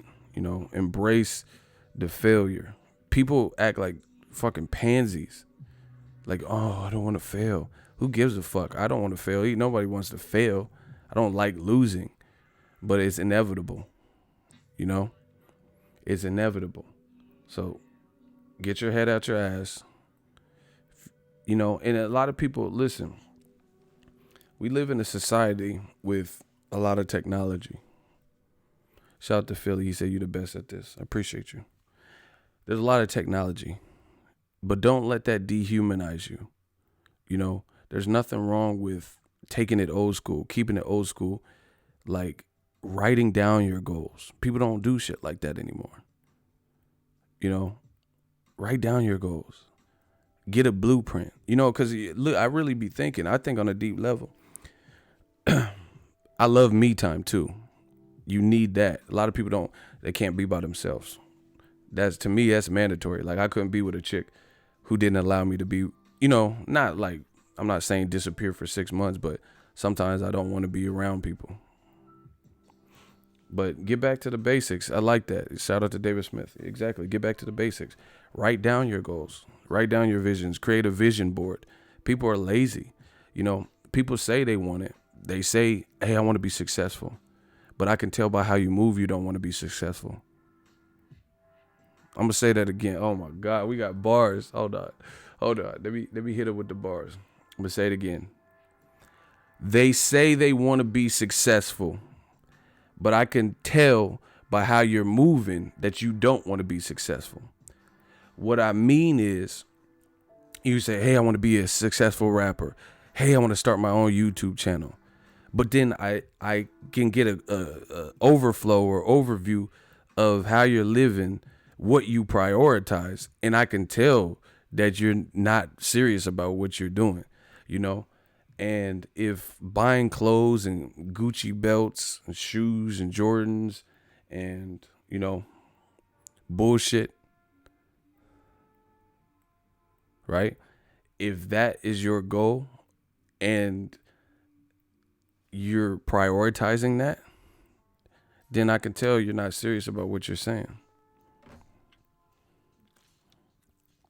They say they want to be successful, but I can tell by how they move, they don't want to be successful. You know, if you give up at the first sign of danger, at the first sign of resistance, you wasn't built for this. It's that simple. Listen, if success was easy, everyone would have it. Like, you know, you see these like celebrities get in crazy shape, Creed shape and all this shit, Michael B. Jordan, all this. And if it was just something easy, then everyone would be in that type of shape. So at the end of the day, you have to get it done. And one of the things that it really grinds my gears with people is there are a lot of creative people, more creative than me. They have different skill sets that could be paying them a lot of money. Trust me, I'm somebody that worked my whole entire life for somebody else up until recently. Stop feeling sorry for yourself. There's a lot of you guys, do you always blame others? That's why, to me, it bothered me when Lomachenko was like, you know, on the Sirius XM and he's talking about Pedraza was different for Tank. You know, you don't even need to create that energy. You got past it. You had a good 11th round. Grow from it. But, you know, when you try to down another man, I didn't really like that. To me, that's kind of weak-minded, you know, and I've always viewed Lomachenko as a more strong-minded person. But there's a lot of people, that's not about him. There's a lot of people that feel sorry for themselves. Like, oh, I can't do it. Like, let's say Creed. Let's say Michael B. Jordan gets in crazy shredded shape or whatever. They'll say, oh, that's because he has a chef. Oh, because he has a personal trainer. Oh, that's because he could do this around the clock. You know, to a degree, there's some truth to that. But who gives a fuck? If that's not your situation, the tough titty, you know what I'm saying? Like, you can't use that as a scapegoat. Oh, because he has a personal chef, or, you know, this is his permanent job. Because I don't know if you guys know this. Michael B. Jordan, anybody seen the movie Hardball with Keanu Reeves? It's the baseball movie with Lil G or whatever.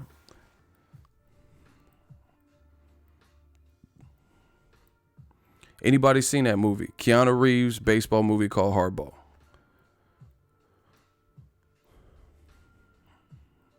It's an old school movie.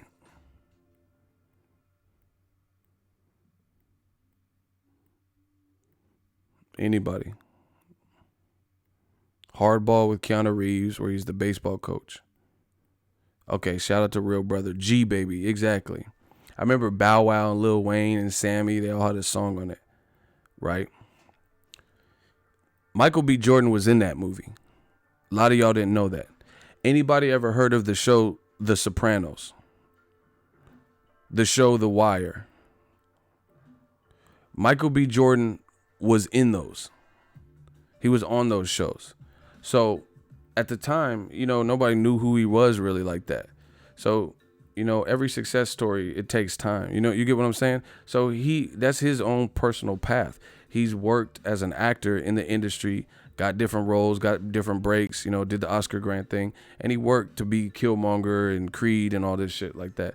That's his personal path. So, you know, if you're not in that situation where you can hire a personal chef and stuff, then you got to figure out, you know, we use our cell phones every day, you know, go to YouTube, see some healthy meals you can cook. You can't just use that as an excuse. You get what I'm saying? You can't, oh, he has a personal chef and he has time. Well, guess what? That just means you have to be better.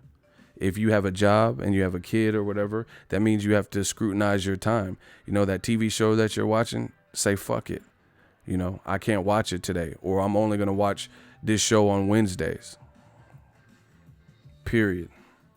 But a lot of people feel sorry for themselves and I can't do this because of this and this person's success. You know, like, Like, oh, ego, his YouTube is popping because he's been doing this for years. That don't mean nothing. There's people who have surpassed me, like in different niches, not really in boxing, but in different niches, and they've done YouTube a lot less time than I have. You know, they could have did a YouTube and then blew up in the first year in a different niche or whatever. So, you know, stop. And the other thing, stop measuring your success based on another person anyway. That's just corny. That shit is a dub. You know, you can't really base, everyone has their own story. You know, you can't base your success. Your success is not predicated on me or Ellie Seckbag or whatever.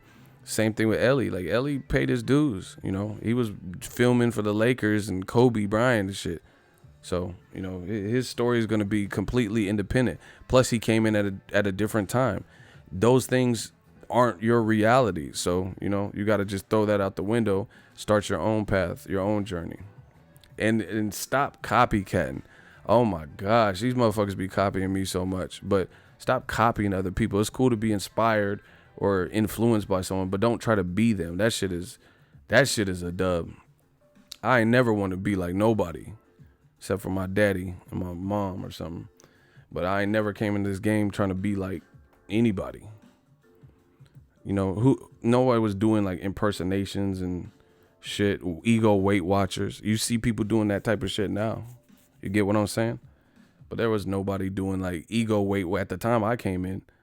You know, even like, you know, I'm not gonna say no names. You know, it's a free market, but reading news clippings and, you know, getting screenshots from Twitter, you know, and talking about what Canelo posted and stuff. I was doing all that. Y'all know what it is.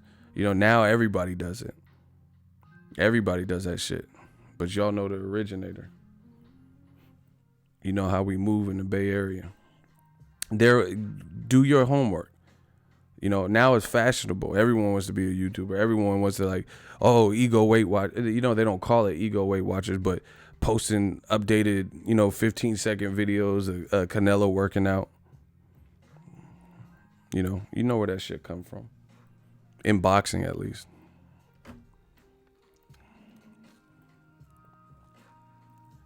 But yeah, people just gotta stop feeling sorry for themselves. Just grind. Don't worry about other people and what they're doing. That's why I was saying, I always focus on me. My movement is my movement. What we do is what we do. Shout out to Armando. I appreciate you. You know, like the live stream, you know, we was even doing that. Like, I've been doing the live streams for a minute. Now, you know, different people do it. You know, it's cool. See, I don't ever feel threatened. I do me, you know. Everyone could do whatever they want. I don't have no competition but that man in the mirror. So I'm not really worried about it. But, yeah, man, I just, people say they want to be successful, but I could see, you know, I could damn near look at little things and hear what you said and tell that you don't want to be successful. You know, if you're not willing to, like this, I'm telling you, working for yourself, you got to be self-motivated like a motherfucker, you know, to get the brand out, because you're starting from nothing. See, I'm at a point where now it's getting easier because I've been doing it for so long. But when you first start, you got to put the hours, you got to make people familiar with the brand. It's not easy, because I didn't come in having Dazn give me no type of money or some shit. You know, Dazn didn't just give me $300, you know, not $300, but like 365 mil or whatever. You know, we did this from the ground up, you know. And then on top of that, you get motherfuckers who hate, who start seeing you level up, and then they start hating, like, oh yeah, ego's begging. So if you don't have thick skin, then that's gonna make you cur up. We not built like that over here. You get what I'm saying? RTD, my dude, he said, I like when people copy my ish because it makes me want to level up again. Depends on how you use the energy. It can be a good thing. I'm not complaining in 2019, LOL. You know, on a personal, I feel you on that comment, but I don't like it. But, you know, it does. I feel what you're saying, because it does make you. I watched this, you know, the producer Timbaland. He was, when he was popping, he had Aaliyah and Genuine and, you know, Tim and Magoo and Missy Elliott. He was doing all their beats. I remember watching this old interview, And he said everybody's trying to have the Timbo sound. They're trying to have the beats like that sound like mine because they know it's, you know, we put out hot music. So he said I would even hear some of the people's beats like, damn, that sounds like something I really would make, because they were all trying to like bite his style. He said, but that's what made me get more creative, and that's what made me switch up my style. Everyone trying to be like that, now you copying my old shit. So that's how I feel, and that's how I always treated the game. Is like, that's cool, but you copying shit that I've already done or have already mastered. You know, we already on to the new shit. You get what I'm saying? So you copying, like, I'm the originator. So I've already perfected this. I've already been working at it. I've already came up with the idea. I'm already on like 6 ideas past that. And you still just now copying that. You feel what I'm saying? So that's how I've always looked at it. You know, I don't like copying just because I think it's lame. But at the end of the day, you copying old shit. You copying shit that I've already done or mastered. You know, I'm already working on my new shit, the latest shit. So that's how you know when. And see, that's the great thing about being a creative and being a creator. There's no one that can take that from you. You know, there's some people that just aren't creative. And if you're a creator, true creator, it don't matter. They can copy all your, well, you can come up with another idea. It just won't stop. That's how my brain is. It doesn't stop. So you could copy some shit I did last month and 2 weeks ago, but you can't copy my future ideas, you know, before me, especially. That's the other thing. Don't tell people your shit. That's like you bragging that you fucked my old bitch. Yeah. That's funny. He said that's like you bragging that you.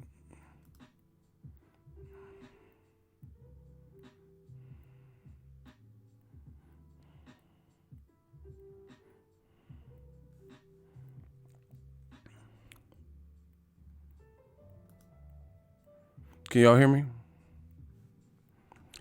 Man, YouTube been fucking up. I'm trying to help. I'm trying to help the community, and they just trying to hate on your boy.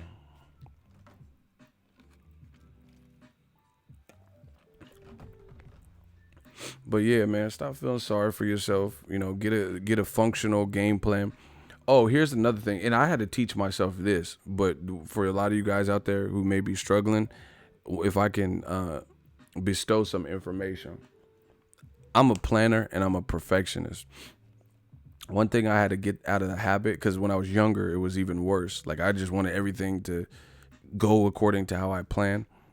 You got to get out of that mindset. You get what I'm saying? You got to get out of the mindset of, it's a fine line between planning and perfection and not getting shit done because you're trying to stick too much to a game plan. Do you get what I'm saying? So, for example, the thing is, you can plan and plan and plan, but you can't plan for everything. You get what I'm saying? Like, let's say I'm going on a trip. I can have my bags packed and everything, plan, dress warm or something like that. But what if all of a sudden in New York, when I thought it was going to be super cold, it's one day that's super hot randomly, and nobody knew it was going to be hot. Then I'm going to have to, all I have is like thermals and beanies and stuff. I have no clothes because I couldn't plan for, I can't anticipate everything that could possibly happen. Or like, you know, just a car accident, you know, you can't plan certain things. So you got to learn to adjust. You definitely got to learn to adjust. And make adjustments on the fly. Because if you try to stick too much to a plan, like I said, there's certain things you can't foresee. You know, so you got to be flexible. You can't get discouraged because you're waiting for the perfect storm. And another thing is, like, don't plan perfection to the point of no execution. I'm going to say that again. Don't plan perfection to the point of no execution, meaning all it is a plan. Do you know how many creative people there are that have an idea that's on a notepad, you know, something they started building but never finished in their garage, you know, notes saved in their phone, you know, maybe just an idea in their head that they haven't executed. don't plan and in a search for perfection, make sure the shit doesn't come out. And that's one of that for me, that one really resonated for me because I have all these ideas. I can't stop ideas from coming out, you know? And I have all these ideas, and sometimes the ideas would never come off because I couldn't fully figure out how it would work. I couldn't map it out. Sometimes you just got to put it out and float with it and learn on the job. You know, you trying to hoard it and, you know, you only want it to come out when it's perfect. That's not how things work. You know, you look at Instagram. Instagram is a social media. The shit that Instagram does now was not available when they opened their doors. You know, when Instagram first came out, they didn't have video. When they first came out with video, it was 15 seconds. Now it's a minute. They didn't have Instagram TV. They didn't have quite as many filters. You know, they didn't have search in the DMs. You know, all these enhancements and shit came along the way.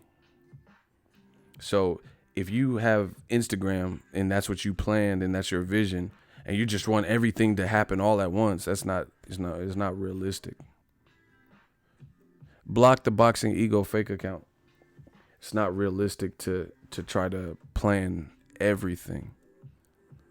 You gotta sometimes just put Instagram out, get a response from the public, see what they're, you know, complaining about, work out the bugs. Those types of things.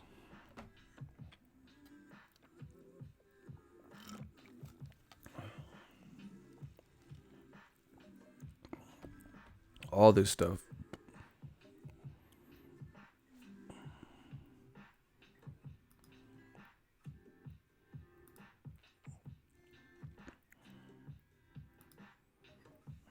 I just blocked him. It's all good.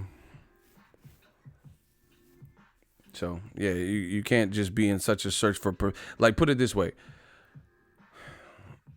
And see, the other thing is, it's almost like a narcissistic attitude to even think that how you envision it is the only way, you know, like that what you're thinking in your mind is the perfect way.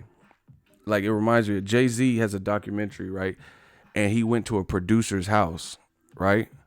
This was when Reasonable Doubt, his first, you know, classic album, when he was trying to create that album. And Jay-Z said he went to the producer's house and the producer played him some beats. And he was like, yo, play that again. And then the producer played the beat. And he was like, yeah, I need that. I need that for the album. And then the dude was like, all right, I'll give it to you next week. I got to add this, and this to it. And Jay-Z was saying, nah, don't add anything to it. This is perfect. I like it like this. And then the producer really didn't want to let the beat go. He wanted to add whatever he was trying, whatever flair he think the beat needed.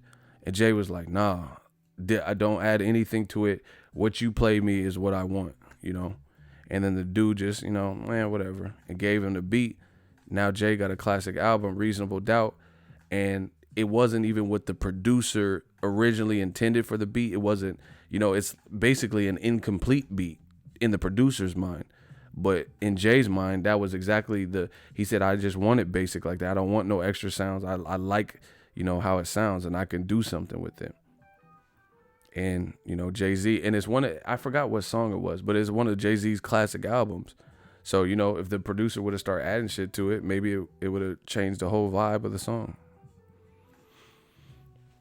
So, you know, you can't just think just because how you envision it, that's the only way, you know. You could, like, let's say you have your own clothing line or some shit, and you want it a certain way, you know, maybe put it out. If it's trash, people will tell you, you know what I'm saying? People gonna tell you what it is. But, you know, maybe people love it just like that. But you was trying to, you know, put extra shit on it. Anyway, that's just my 2 cents. The Vampire's Dream.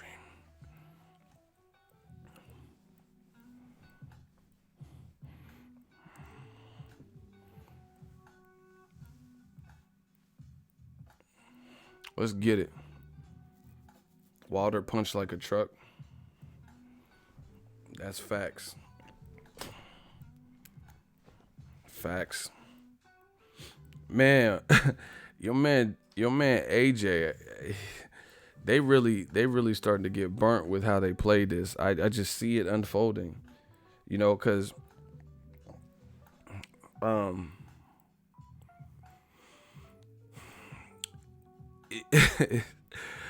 see, I don't think Eddie Hearn and AJ realize for you to come to the table now and be super aggressive, that makes you look worse and that makes you look desperate.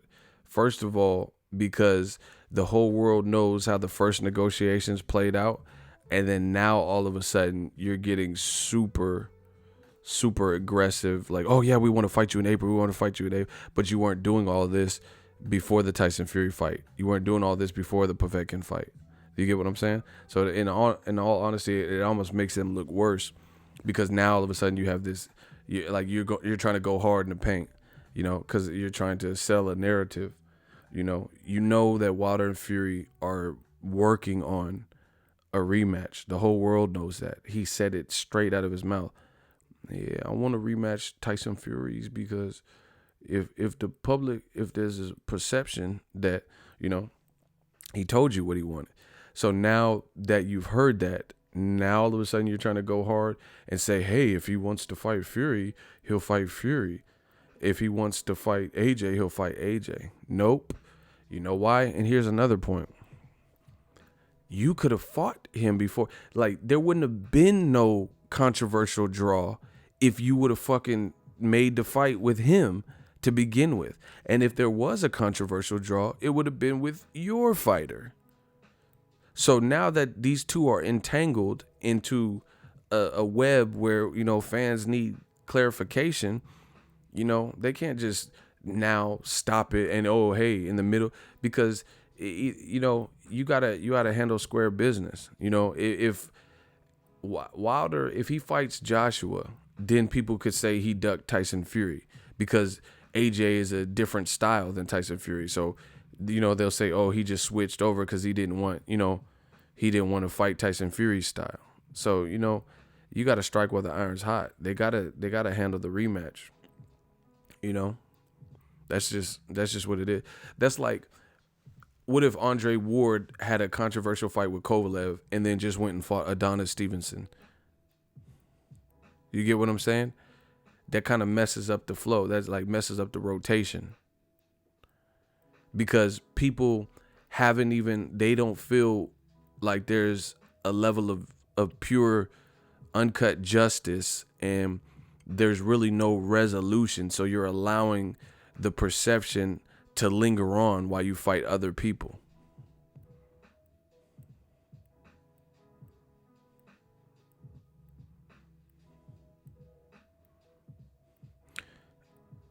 Ego, you are wrong. Short-term Matchroom looks desperate, but AJ has the easier to undisputed fight. I'm not wrong. You didn't even say how I'm wrong, so that's stupid. Yeah. It's funny how y'all dudes be saying I'm wrong, but then won't even say what's wrong, what I said that was wrong. You're wrong. Anyway, the reality is this. If Wilder got the Joshua fight, then we wouldn't be talking about who won Tyson Fury and Wilder, because he clearly wouldn't have fought Tyson Fury. Tyson Fury admits this as well. He stepped up because he's seen how the Joshua negotiations played out, and he told the cameras that he wasn't gonna let the UK go out like that. So he stepped up and fought him, and he probably did it, you know, in some people's eyes prematurely because he only took 2 tune-up fights. But you know, obviously it didn't affect him because he still had a good showing.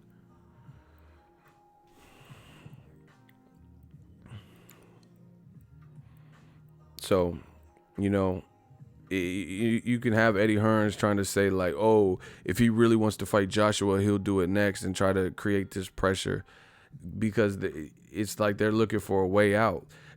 Team Joshua's looking for a way out, because now what they're going to try to do is now they have a patsy.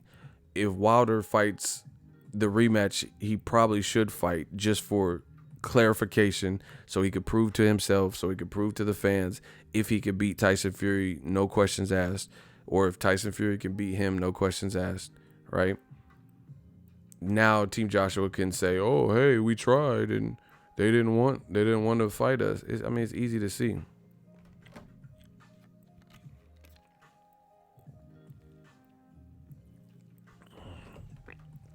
It's very easy to see. Eddie Hearns is just trying to put it on thick and set up the play. So when Joshua fights somebody that's not considered the top 2 guys, like, or top 3, like Luis Ortiz, Wilder, or Tyson Fury, right? Then he can say, "Hey, we attempted to make the fight, and they chose the rematch over us." We're like, come on, really?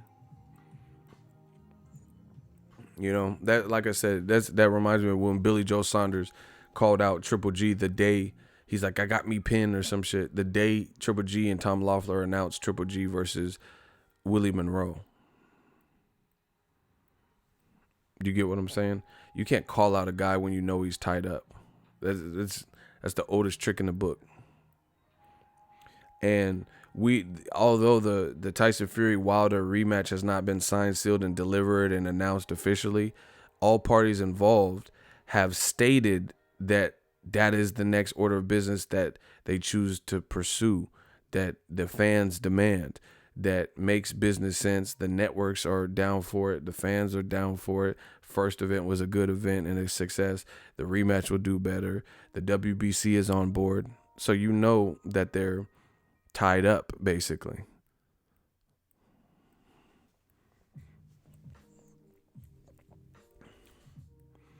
Franco Bradshaw, what you just said was extremely stupid. So you said, so is it money or legacy? First of all, Wilder beating Tyson Fury clean would be legacy as well, right? Tyson Fury beating Wilder clean would be legacy. So that's stupid. You act like just fighting AJ is the only way to get legacy.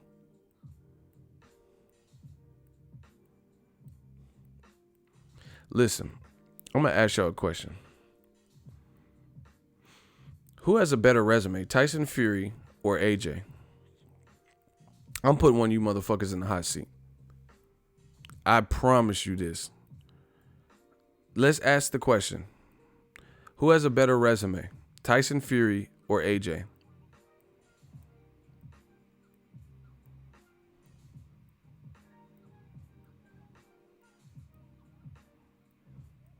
All right, New York. You in the hot seat, bro. I tried to, you always get blocked, bro. You always get blocked. I remember you got blocked before. I'm just sick. Okay. AJ, okay. New York and Franco. I'm putting y'all both in the hot seat. Let's play the game. I'm ready. How does AJ have a better resume than Tyson Fury? Let's go.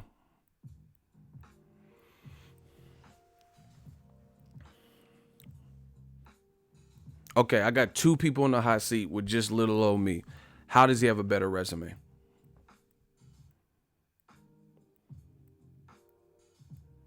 So a better resume means AJ has fought substantially better opponents.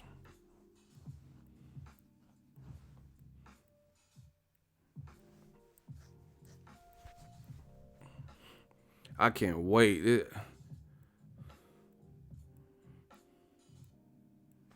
I can't wait. I'm ready for the smoke.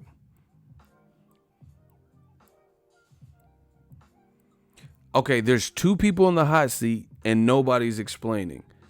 New York and Franco Bradshaw. Explain. Stop saying it's close and explain.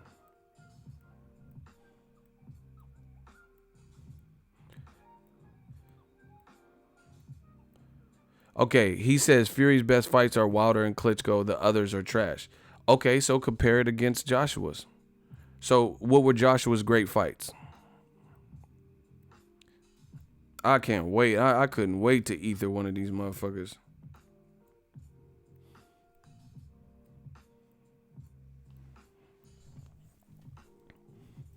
Okay, so Tyson Fury has 2 good names, you said, and everyone else is trash. So who's AJ's good names?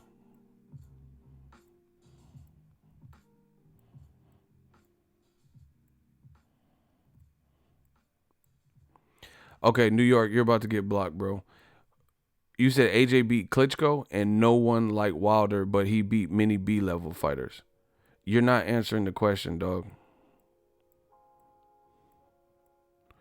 I ain't ready for the smoke because I don't even like AJ.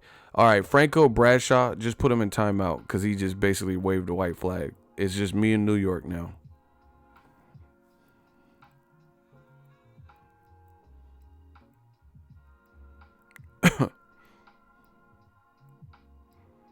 I'm making more weight. All right, hurry up.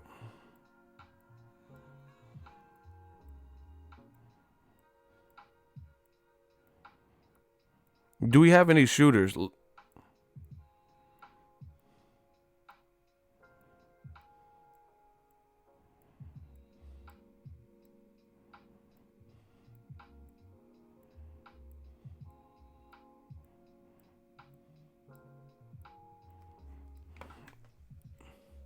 Do we have any shooters? Shooters, announce yourself.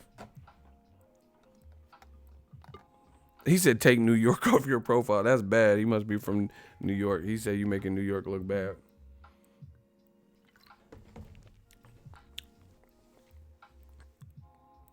Hey, real brother, please put the other dude in timeout because he waved the white flag. He said I don't want to smoke.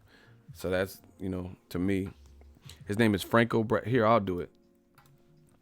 In New York. New York is the only other one left. Okay, Dominic Brazil, who beat absolutely nobody prior to AJ fighting him. Barely beat Amir Mansour, but he had a freak injury.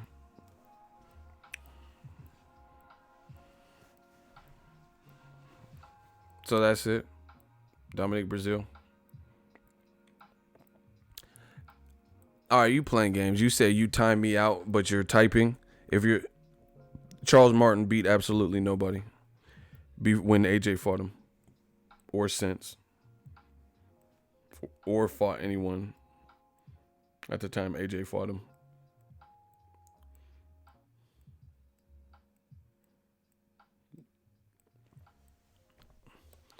I thought you drowning over here, bro.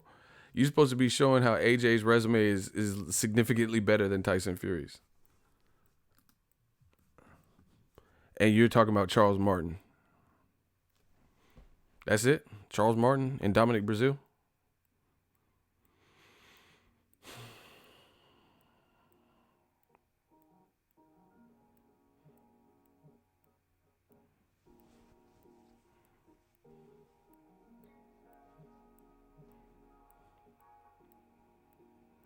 He says AJ fought 7 top 10 fighters. Fury fought 2. Okay, who are they, bro? Bro, I'm not doing this all day. You said AJ fought 7 top 10 fighters. Okay, so name the 7 top 10 fighters.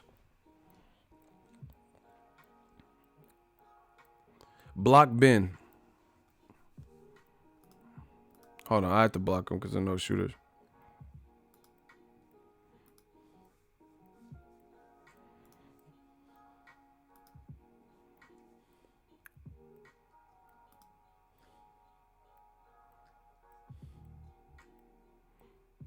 That's how, if you're not playing fair, I'll take the L. Bro, I said name the 7 fighters, and you stalling. I'll take the L because you're not playing fair. Yeah, you taking the L. Bro, I said name the 7 fighters, and I was waiting, and then now you're saying I'll take the L. What does that sound like to y'all? I said, okay, name the 7 fighters, and then you said I'm gonna just take the L. Okay, now I'm about to destroy you. Listen, you are about to take the L. Here we go. You just said Klitschko. Who beat Klitschko? AJ beat Klitschko coming off an 18-month layoff, so 2 years practically, coming off a loss to who? Tyson Fury. So when Tyson Fury fought Klitschko, he was the underdog. Klitschko, when he fought Tyson Fury, hadn't lost in almost a decade, right? He hadn't lost in almost a decade. So AJ fought Tyson Fury's leftovers and beat him. He beat Tyson Fury's leftovers off of a loss. right? Bro, you're done. AJ beat Kevin Johnson. Tyson Fury beat Kevin Johnson before AJ, right? So that's a mutual opponent they have. Tyson Fury beat Kevin Johnson. AJ beat Kevin Johnson after Tyson Fury. So that's more Tyson Fury leftovers. See, this is why you shouldn't have fucked with me, right? Tyson Fury just fought so we're just talking about resume. He just fought Deontay Wilder. Name somebody that Joshua, because we've already discussed Klitschko. Tyson Fury beat the version of Klitschko that hadn't lost in 9 years. AJ fought Tyson Fury's leftovers in the version of Klitschko coming off a loss and a long layoff because Tyson Fury was on drugs and the fight got postponed. Then he failed a drug test. So we've already addressed Klitschko. Now Tyson Fury just fought Deontay Wilder and in the minds of some arguably beat him, but that's still his resume name. Name somebody that's better than Deontay Wilder that AJ has fought. We going bar for bar. He says, ego, we people for a long time, I'll take the L. It's all good. See, you keep saying you'll take an L because that means you know you're getting the L. You know you receiving the L, bro. I'm asking you straight questions you don't want to answer. So, yeah, you are taking the L. You see, that's his way of tapping out. Bye-bye.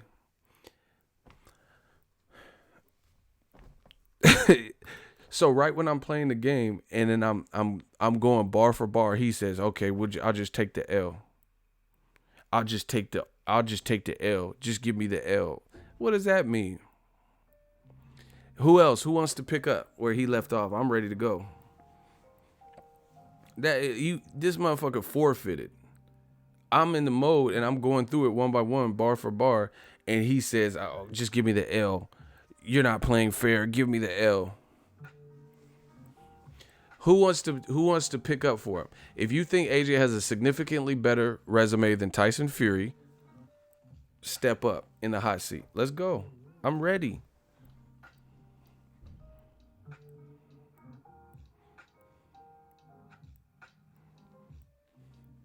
Where they at? See, bro, this is what they do. They always come for me. I don't know shit about boxing. And then when it comes to, gets too hot in the kitchen, they forfeit. Why won't somebody step up? Step up like Channing Tatum.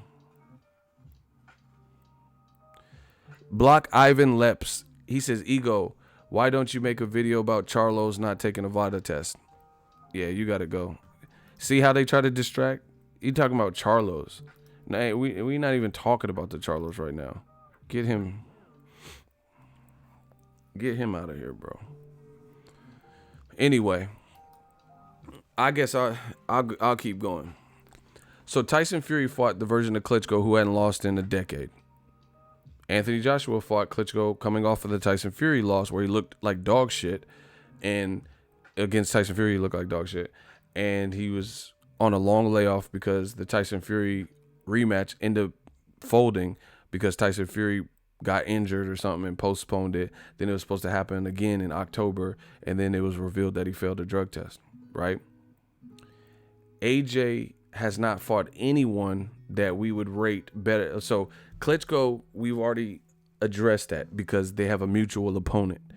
Tyson Fury fought the better version of Klitschko in terms of Klitschko's confidence should have been at high. He was a champion at that time, etc. Joshua didn't fight Klitschko as a champion. That's factual. Then Klitschko just arguably beat Deontay Wilder, but nonetheless, that's still on his resume. He went 12 with Wilder, and he boxed well. Whether you thought Wilder won or was a draw, or if you thought Tyson Fury won, that's on his resume. Name somebody that AJ has beat that you rate higher than Deontay Wilder.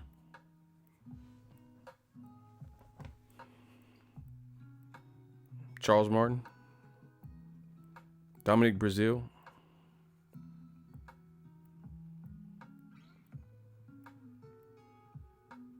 Why won't you guys answer me? See?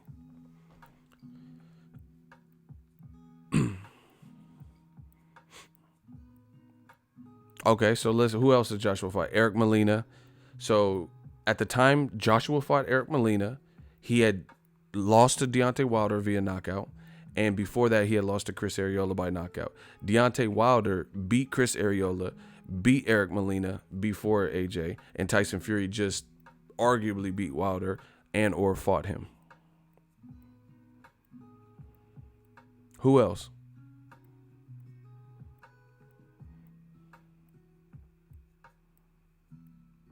Kevin Johnson. Tyson beat Kevin Johnson first, and then when they were building up Joshua, he knocked out Kevin Johnson after Tyson Fury.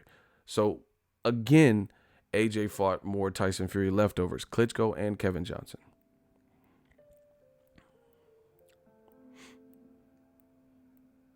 Who else? So where, how is AJ's resume killing what's her name? Because he doesn't have anyone that's as good as Wilder, as dangerous as Wilder at the heavyweight division. Tyson Fury beat Derek Chisora twice, second time by stoppage. Derek Chisora is about to fight Dillian White. And I thought Derek Chisora beat Dillian White in the first fight, to be honest. That's who AJ beat, Dillian White. So Tyson Fury twice beat Derek Chisora, excuse me. Parker would beat Wilder. You full of shit, bro. So Parker can't beat AJ, and he couldn't beat Dillian White, but he would have beat Wilder.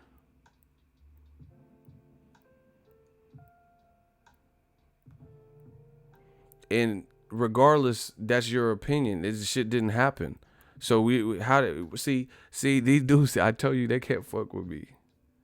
They can't fuck with me. You just made up a fight that everything I said were already fights that have taken place. You're just randomly naming your opinion about some shit that never happened. Parker didn't fight Wilder. And if that was the case, Wilder called out Parker. I got the video. It was a black and white video. Deontay Wilder had the braids, and he was sitting on by his coffee table. So why didn't Parker fight him? Why did Parker go after AJ? Why didn't he go after the man that called him out before AJ? So that's that. These dudes, I told you. See, in the other, oh my gosh, Eagle Army killing y'all. He said it's debatable that Parker got robbed. He got robbed of a fair referee for sure. And then if we want to play coulda, shoulda, woulda, Tyson Fury was really scheduled to fight David Haye, and David Haye pulled out. Wilder was scheduled to fight Povetkin, and that should have been a body on his resume, but he failed a drug test. David Haye pulled out from the Tyson Fury fight and just disappeared. Retired after that. So either way, David Haye didn't ultimately want to fight Tyson Fury because he retired after they did a press conference, and Povetkin didn't really want to fight Wilder because he wasn't even clean. All right, JRC, he says AJ got more money, blocked. We're not talking about money. I got him. Don't trip. I told you. They want to be new media so bad. Anyway, I'm about to get out of here because, they just going to keep coming back right now. And it's late. So I'm just going to watch some Netflix, unwind. Parker would get nicked. That's what I'm saying. Parker struggled a bit with Raz Cujano, and Luis Ortiz destroyed Raz Cujano. It's not just about triangle theories. And then Wilder knocked out Luis Ortiz, So these dudes just be saying whatever, bro.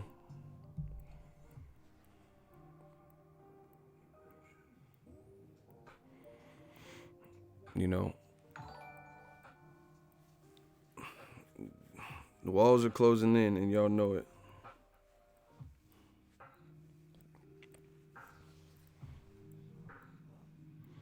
You AJ fans should win peace. LOL. You guys are like fake money. You look good till we check with the marker. Oh. Man, these dudes be so desperate with these points that they're trying to make. And see, listen, at the end of the day, all this resume versus resume, that's one thing to compare. But the reality of it, AJ's the man. He's the A side. So he could have pulled the trigger on fighting Wilder. He could have pulled the trigger on fighting Tyson Fury. And he let them fight each other. So at the end of the day, he's the one that's missing out. Because if you're the A side and you know, things have to happen on your terms, then why didn't they happen? You know, you're the A side. If you offered Tyson Fury something fair, he would have took it. If he was willing to fight the most dangerous puncher in boxing, who's wild and, you know, not too short. See, and that's the thing, bro. AJ has he ever fought someone at hits like Wilder that's bigger than him, like in terms of height? Because him and Klitschko are both listed at the same height. And Klitschko's not even that aggressive. You know, he's more like measured and, you know, fundamentally sound, clinch, stuff like that. Who has AJ fought that was bigger than him that could hit? Or bigger than him like Tyson Fury that can box like that? Who has AJ fought? He beat Povetkin, who looked noticeably shorter. Joseph Parker looked noticeably shorter. You know, the bigger guys he fought weren't like world level punchers. Gary Cornish, Dillian White was shorter. I mean, I'm asking y'all, can y'all think of anyone? Dominic Breazeale was Wilder's height, but I mean, is he considered a formidable puncher like Wilder or Luis Ortiz? And he definitely didn't have no crazy resume. And he was coming off a Amir Mansour fight, and he got dropped, I think, and he didn't even look good in that fight. And that's when Joshua fought him. See, y'all gotta know your boxing. I remember this shit.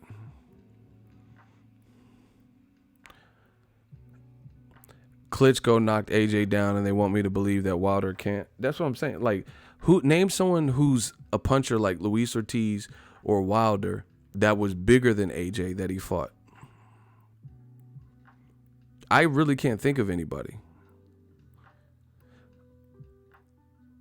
And that matters because you look at Wilder, name somebody that was bigger than him that could box like Tyson Fury, and that's what gave him problems. The other dudes, you know, he didn't look as crazy trying to box him. He would get to him.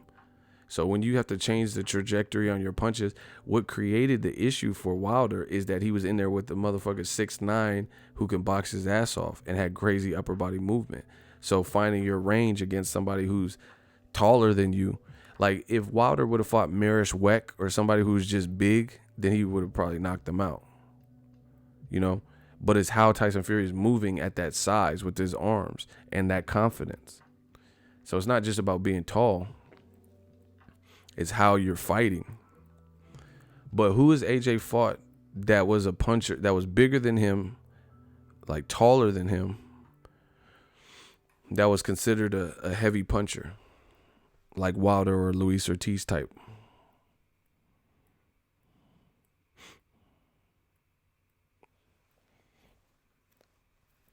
Power Up Boxing said Joshua should fight King Kong Ortiz next. That's what I'm saying. And see, that's how I know what I've been saying is true. How is New York back in here, B? How do you keep coming back, dog?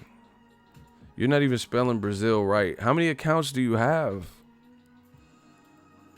Honestly, how many accounts do you have, bro? How do you guys keep coming back? Why do you guys even want to keep coming back? Brazil was taller, but again, he was coming off a horrible performance with Amir Mansour, and he's not considered the heaviest puncher, like a massive puncher. Wilder won't fight his mandatory Brazil. Hey, bro, you gotta go again. You're tripping. Didn't Brazil get snuffed in the hotel lobby? What are you talking about? So you rather see Dominic Brazil and Wilder than Wilder Fury 2? Honestly, you're saying Wilder won't fight his mandatory Brazil. So you would be happy if he didn't rematch Klitschko. I mean, if he didn't rematch Fury, and he fought Dominic Brazil. But then when Eddie Hearns thought that Tyson Fury wouldn't be a candidate, he's like, oh, who's Wilder gonna fight? Brazil? Be fair, bro. No, bro, you saying stupid shit and you keep coming back. So I guess you're gonna have to keep coming back. You saying some stupid shit, bro. You just playing games. I ain't got time for the games. He's saying, so we shouldn't watch Wilder Fury 2. We should watch Wilder versus Dominic Brazil. And then if he fought Dominic Brazil, his mandatory, then you would say, oh, Dominic Breazeale already got beat by AJ, and then you would say he's ducking Fury. See, this is why you can't talk sense to these dudes, because they know what they're saying sounds stupid. AJ the GOAT, that's what's up. AJ's a good fighter. But you can't talk sense to these dudes. now they want, see, they keep changing the goalposts. Now Wilder should fight Dominic Breazeale. But then if he picked Dominic Breazeale, they'll say, AJ already beat him. That's AJ's leftovers. Anyway, I'm about to get out of here. Holla at the kid. Shout out to y'all. Channel member. We got a new one. I appreciate y'all. We're just going to keep grinding, keep working. I'm going to watch a little Netflix. I might try to finish that Dazn Canelo thing, but the narration was a little bit...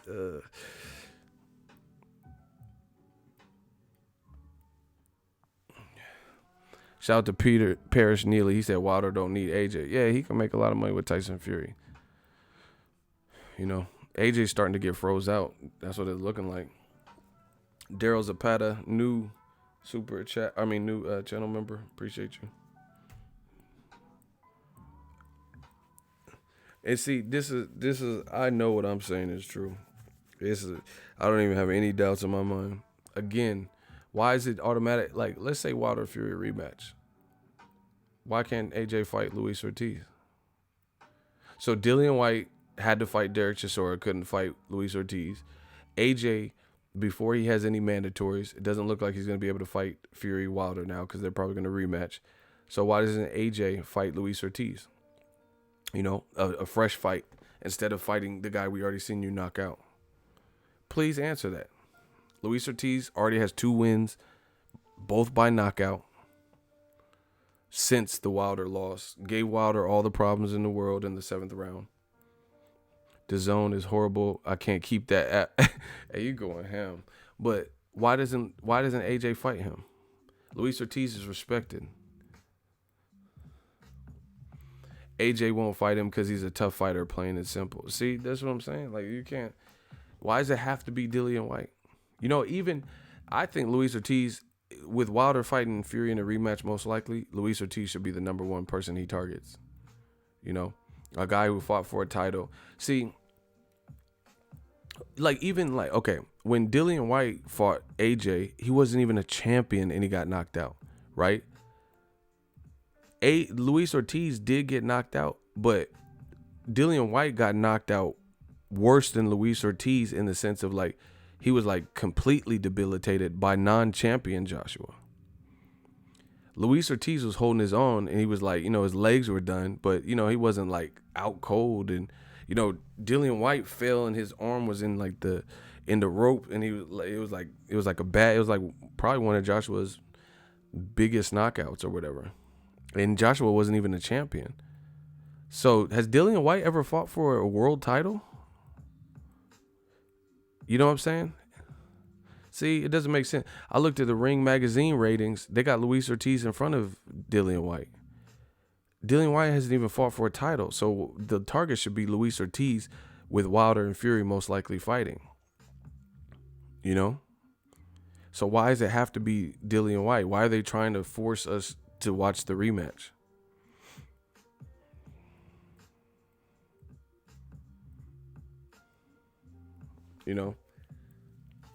Because to be honest, I think Luis Ortiz did better in a championship fight with Wilder than Dillian White did versus AJ when he wasn't even a champion. Dillian White, he did cool, he stung Joshua and made him do a funny dance a little bit. But that was the biggest moment he had. Luis Ortiz had a real oh shit moment for Wilder. So why doesn't AJ fight him? If you can't get Wilder or Fury, that's a perfect stay busy fight. Why fight a guy you already knocked out? Oh, let me guess, because they're both from the UK, so it'll significantly sell. I thought AJ can sell no matter. I thought he's just A-side Anthony, and he can sell no matter who he's in there with. King Kong is a huge threat to anyone in the division. Plus, truth be told, for the bad blood that AJ and Dillian White are supposed to have, they've kind of been cordial to each other. Luis Ortiz hasn't been cordial to AJ. He called him a chicken, said he's a coward. He doesn't want to fight anyone. Come out of your cave. You know, he'll never fight me. Dillian White I haven't really even seen him. Like, I've seen some things where they were like next to each other and shit. Like, they haven't really had no bad blood. I mean, they're supposed to have bad blood, but, you know, AJ, when Dillian White was fighting Joseph Parker, AJ said, I'm rooting for him or some shit, and I'm picking him to win by knockout. You know, Luis Ortiz is talking greasy, so why not fight him? You know, somebody should ask Eddie Hearns that. Like, even if you can't get, this is don't let them distract you. This is what they're trying to do. They want to blame it on Wilder, Fury. Oh, if Wilder really wanted to fight us, then he would fight us instead of fighting Fury, you know? But you know that they're already tied up, or they're going to start negotiating, and they'll likely be tied up. So why don't you target Luis Ortiz? You know, it's a fresh match. He's looking dangerous. You used to manage, you know, his career for a few fights. He's talking greasy about AJ. Why does it have to be the guy that AJ already knocked out? Because he beat Derek Chisora, if he beats him again.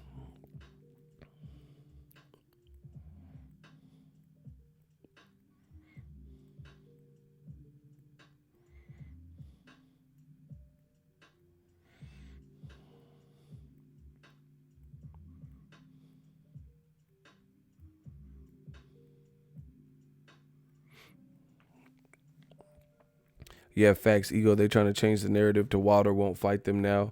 Duh, he just got unfinished business. That's what I'm saying. That's you know, so the whole time in this year when they were negotiating, and he kept saying, Joshua, you a coward, fight me. And he was doing PBC commercials and stuff. There was no sense of urgency from Team Joshua. They turned down they turned down $50 million because they didn't want to fight in America and this and that. And then now all of a sudden you're talking all this, oh, it's about legacy. You know, there's only one fight that Joshua wants next. So you conveniently say that coming off of a draw, Wilder Fury coming off a draw where the fans are outraged and, you know, want clarification on who's the better fighter, and they could make a lot of money together again. Now all of a sudden you're trying to press the gas. Stop it. That's just it's too easy. And, you know, call my bluff. You know, fans are over it. Wilder Fury got unfinished business, so fight Luis Ortiz.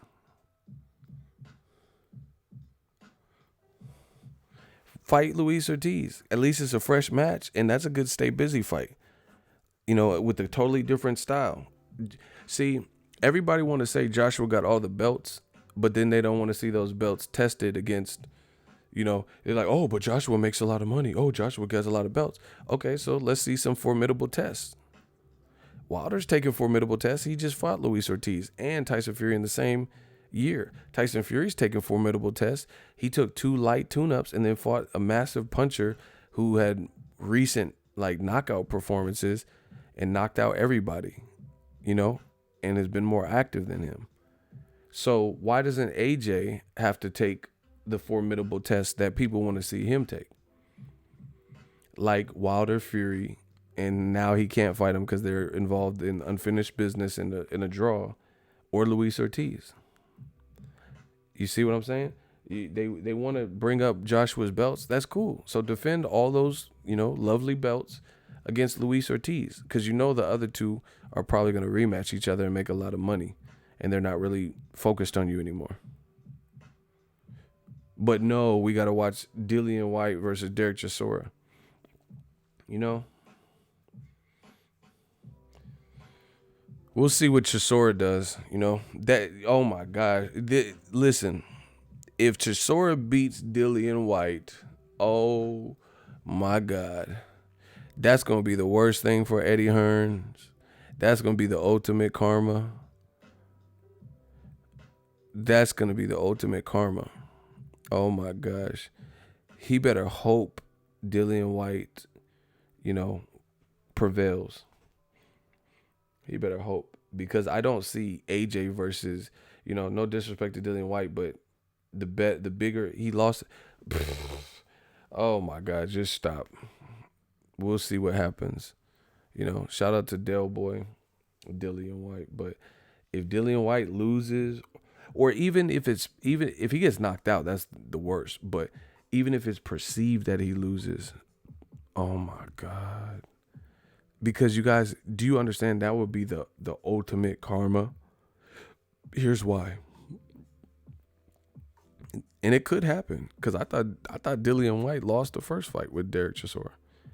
And Derek Chisora's with David Haye. He might be giving him some tips and game. You know, upset could happen, but it'll really be an upset, because I think Dillian White versus AJ, if I had to pick, Dillian White versus AJ is more sellable, you know, than Derek Chisora and AJ.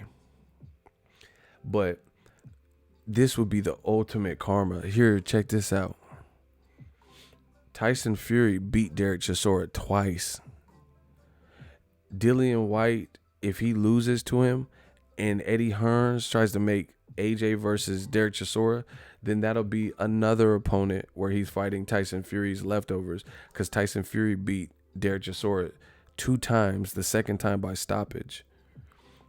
And especially if Frank Warren was really serious and he stages the fight on the same night, and if Wilder Fury 2 happens on the same night and they make Derek Chisora because he gets through Dillian White, if that's what happens, that's going to be crazy.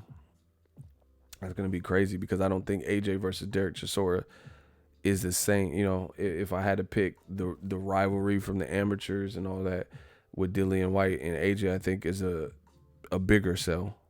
So if Derek Chisora pulls, you know, I'm going to be watching the fight for sure. I'm going to see how this shit plays out. But if Derek Chisora pulls, and see, I hope Derek Chisora does good, bro.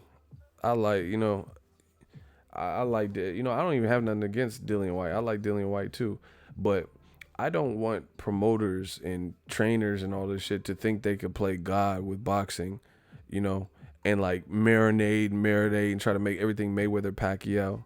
You know, boxing needs justice. Boxing needs karma. Boxing needs like people to realize that you can't be this Geppetto and puppeteer and then control the board like that. Do you get what I'm saying? Because AJ's already, lots went wrong for their plan is backfired. Try to control the whole board and, you know, on some Uncle Pennybags Monopoly shit.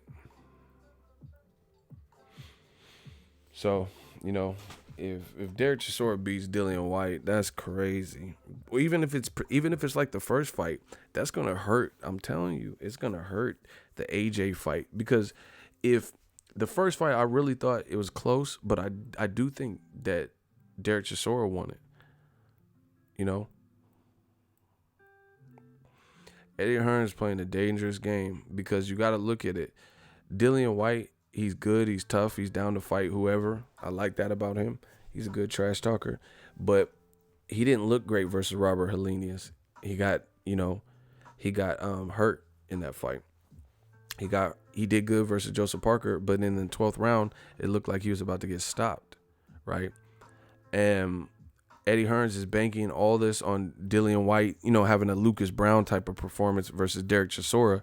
But so far, it's literally proven that Derek Chisora, unless he, you know, if he takes a dive or something looks fishy, you know, Derek Chisora has already given him a tough fight and arguably beat him. You get what I'm saying? And this is who you're trying to structure for AJ to fight in April. It's a huge gamble, because, you know, it's not out of the question for Derek Chisora to win that. You know, and then, like I said, I think AJ versus Dillian White is a more sellable story than, you know, Derek Chisora.